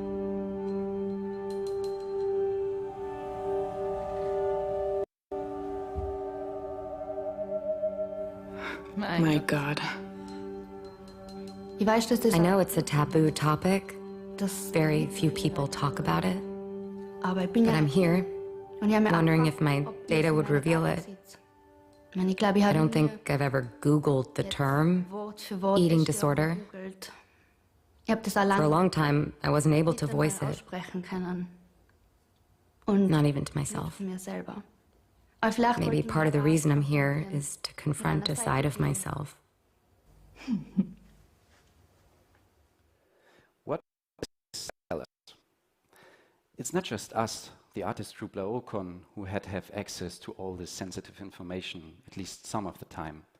It's mainly the big companies like Google and Facebook, trading such sensitive information day by day. If advertisers want to exploit people's vulnerabilities, weaknesses, addictions, they can do so by using a global set of rules. And if you look in this industry standard, it's called IAB Audience Taxonomy, you will find interesting things. More than 1,600 very, very intimate characteristics about people, such as interest in gambling, interest in bankruptcy, interest in death. It's even possible to target people based on their health condition, including things like cancer, STDs, or mental disorder. And more worrying, authorities empowered to do something have done nothing. The participant of our experiment decided to stop the experiment at some point. Not only because the intimate details we confronted her with became more and more incriminating, but also at some point she couldn't tell whether this is her own memory or the narrative we told her. At some point she couldn't longer tell whether these were her own memory or this is our narrative. And that was the point we thought we have to stop that, and we understood the power of this data. And by ending the experiment, the participant chose to regain sovereignty about her past and future. Let me tell you one last thing. The idea of the autonomous individual is based on the assumption that everything we do is free. We can shape our world and the future is open. The free and open world is crumbling because with the proliferation of algorithmic forecasting tools that want to be able to predict our future desires, our future aspirations, our future action, a competitive narrative enters our free world, turning an open and mainly freely creatable future into a predictable, predetermined one. It's not gods that assign a destiny for each of everyone. It's the data. Those wisdom received and transmitted by algorithms. And the more we are surrounded by these recommendations, the greater the likelihood that our actions align to these recommendations. And therefore, the prophecies can become self-fulfilling. With Made to Measure, we started the attempt to make these invisible phenomena visible and tangible. If you want to experience the full data experiment, visit our website, madetomeasure.online. And it could have been that you're not only a passive observer, but also be object of observation. Thank you so much.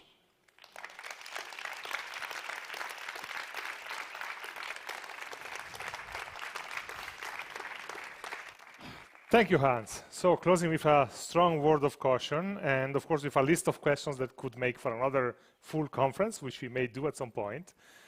But I did go to the website, and if you do, take an hour, because it lasts 1 hour. It tells you the full story. You have several points where you are asked questions, and then there is a surprise at the end. So if you do, stay until the end. It's really, really interesting.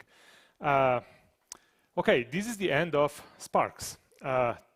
I guess that is a moment for thanking you all here for coming. This was a very novel experience after 18 months of being distant and interacting through screens. Thanks to all of you who have been watching online. Thanks to the team, the speakers, and the partners. I know that there is a thinking in the team about making this event annual, so stay tuned for some announcement later this year. For now, thank you. Stay safe, stay well. Goodbye.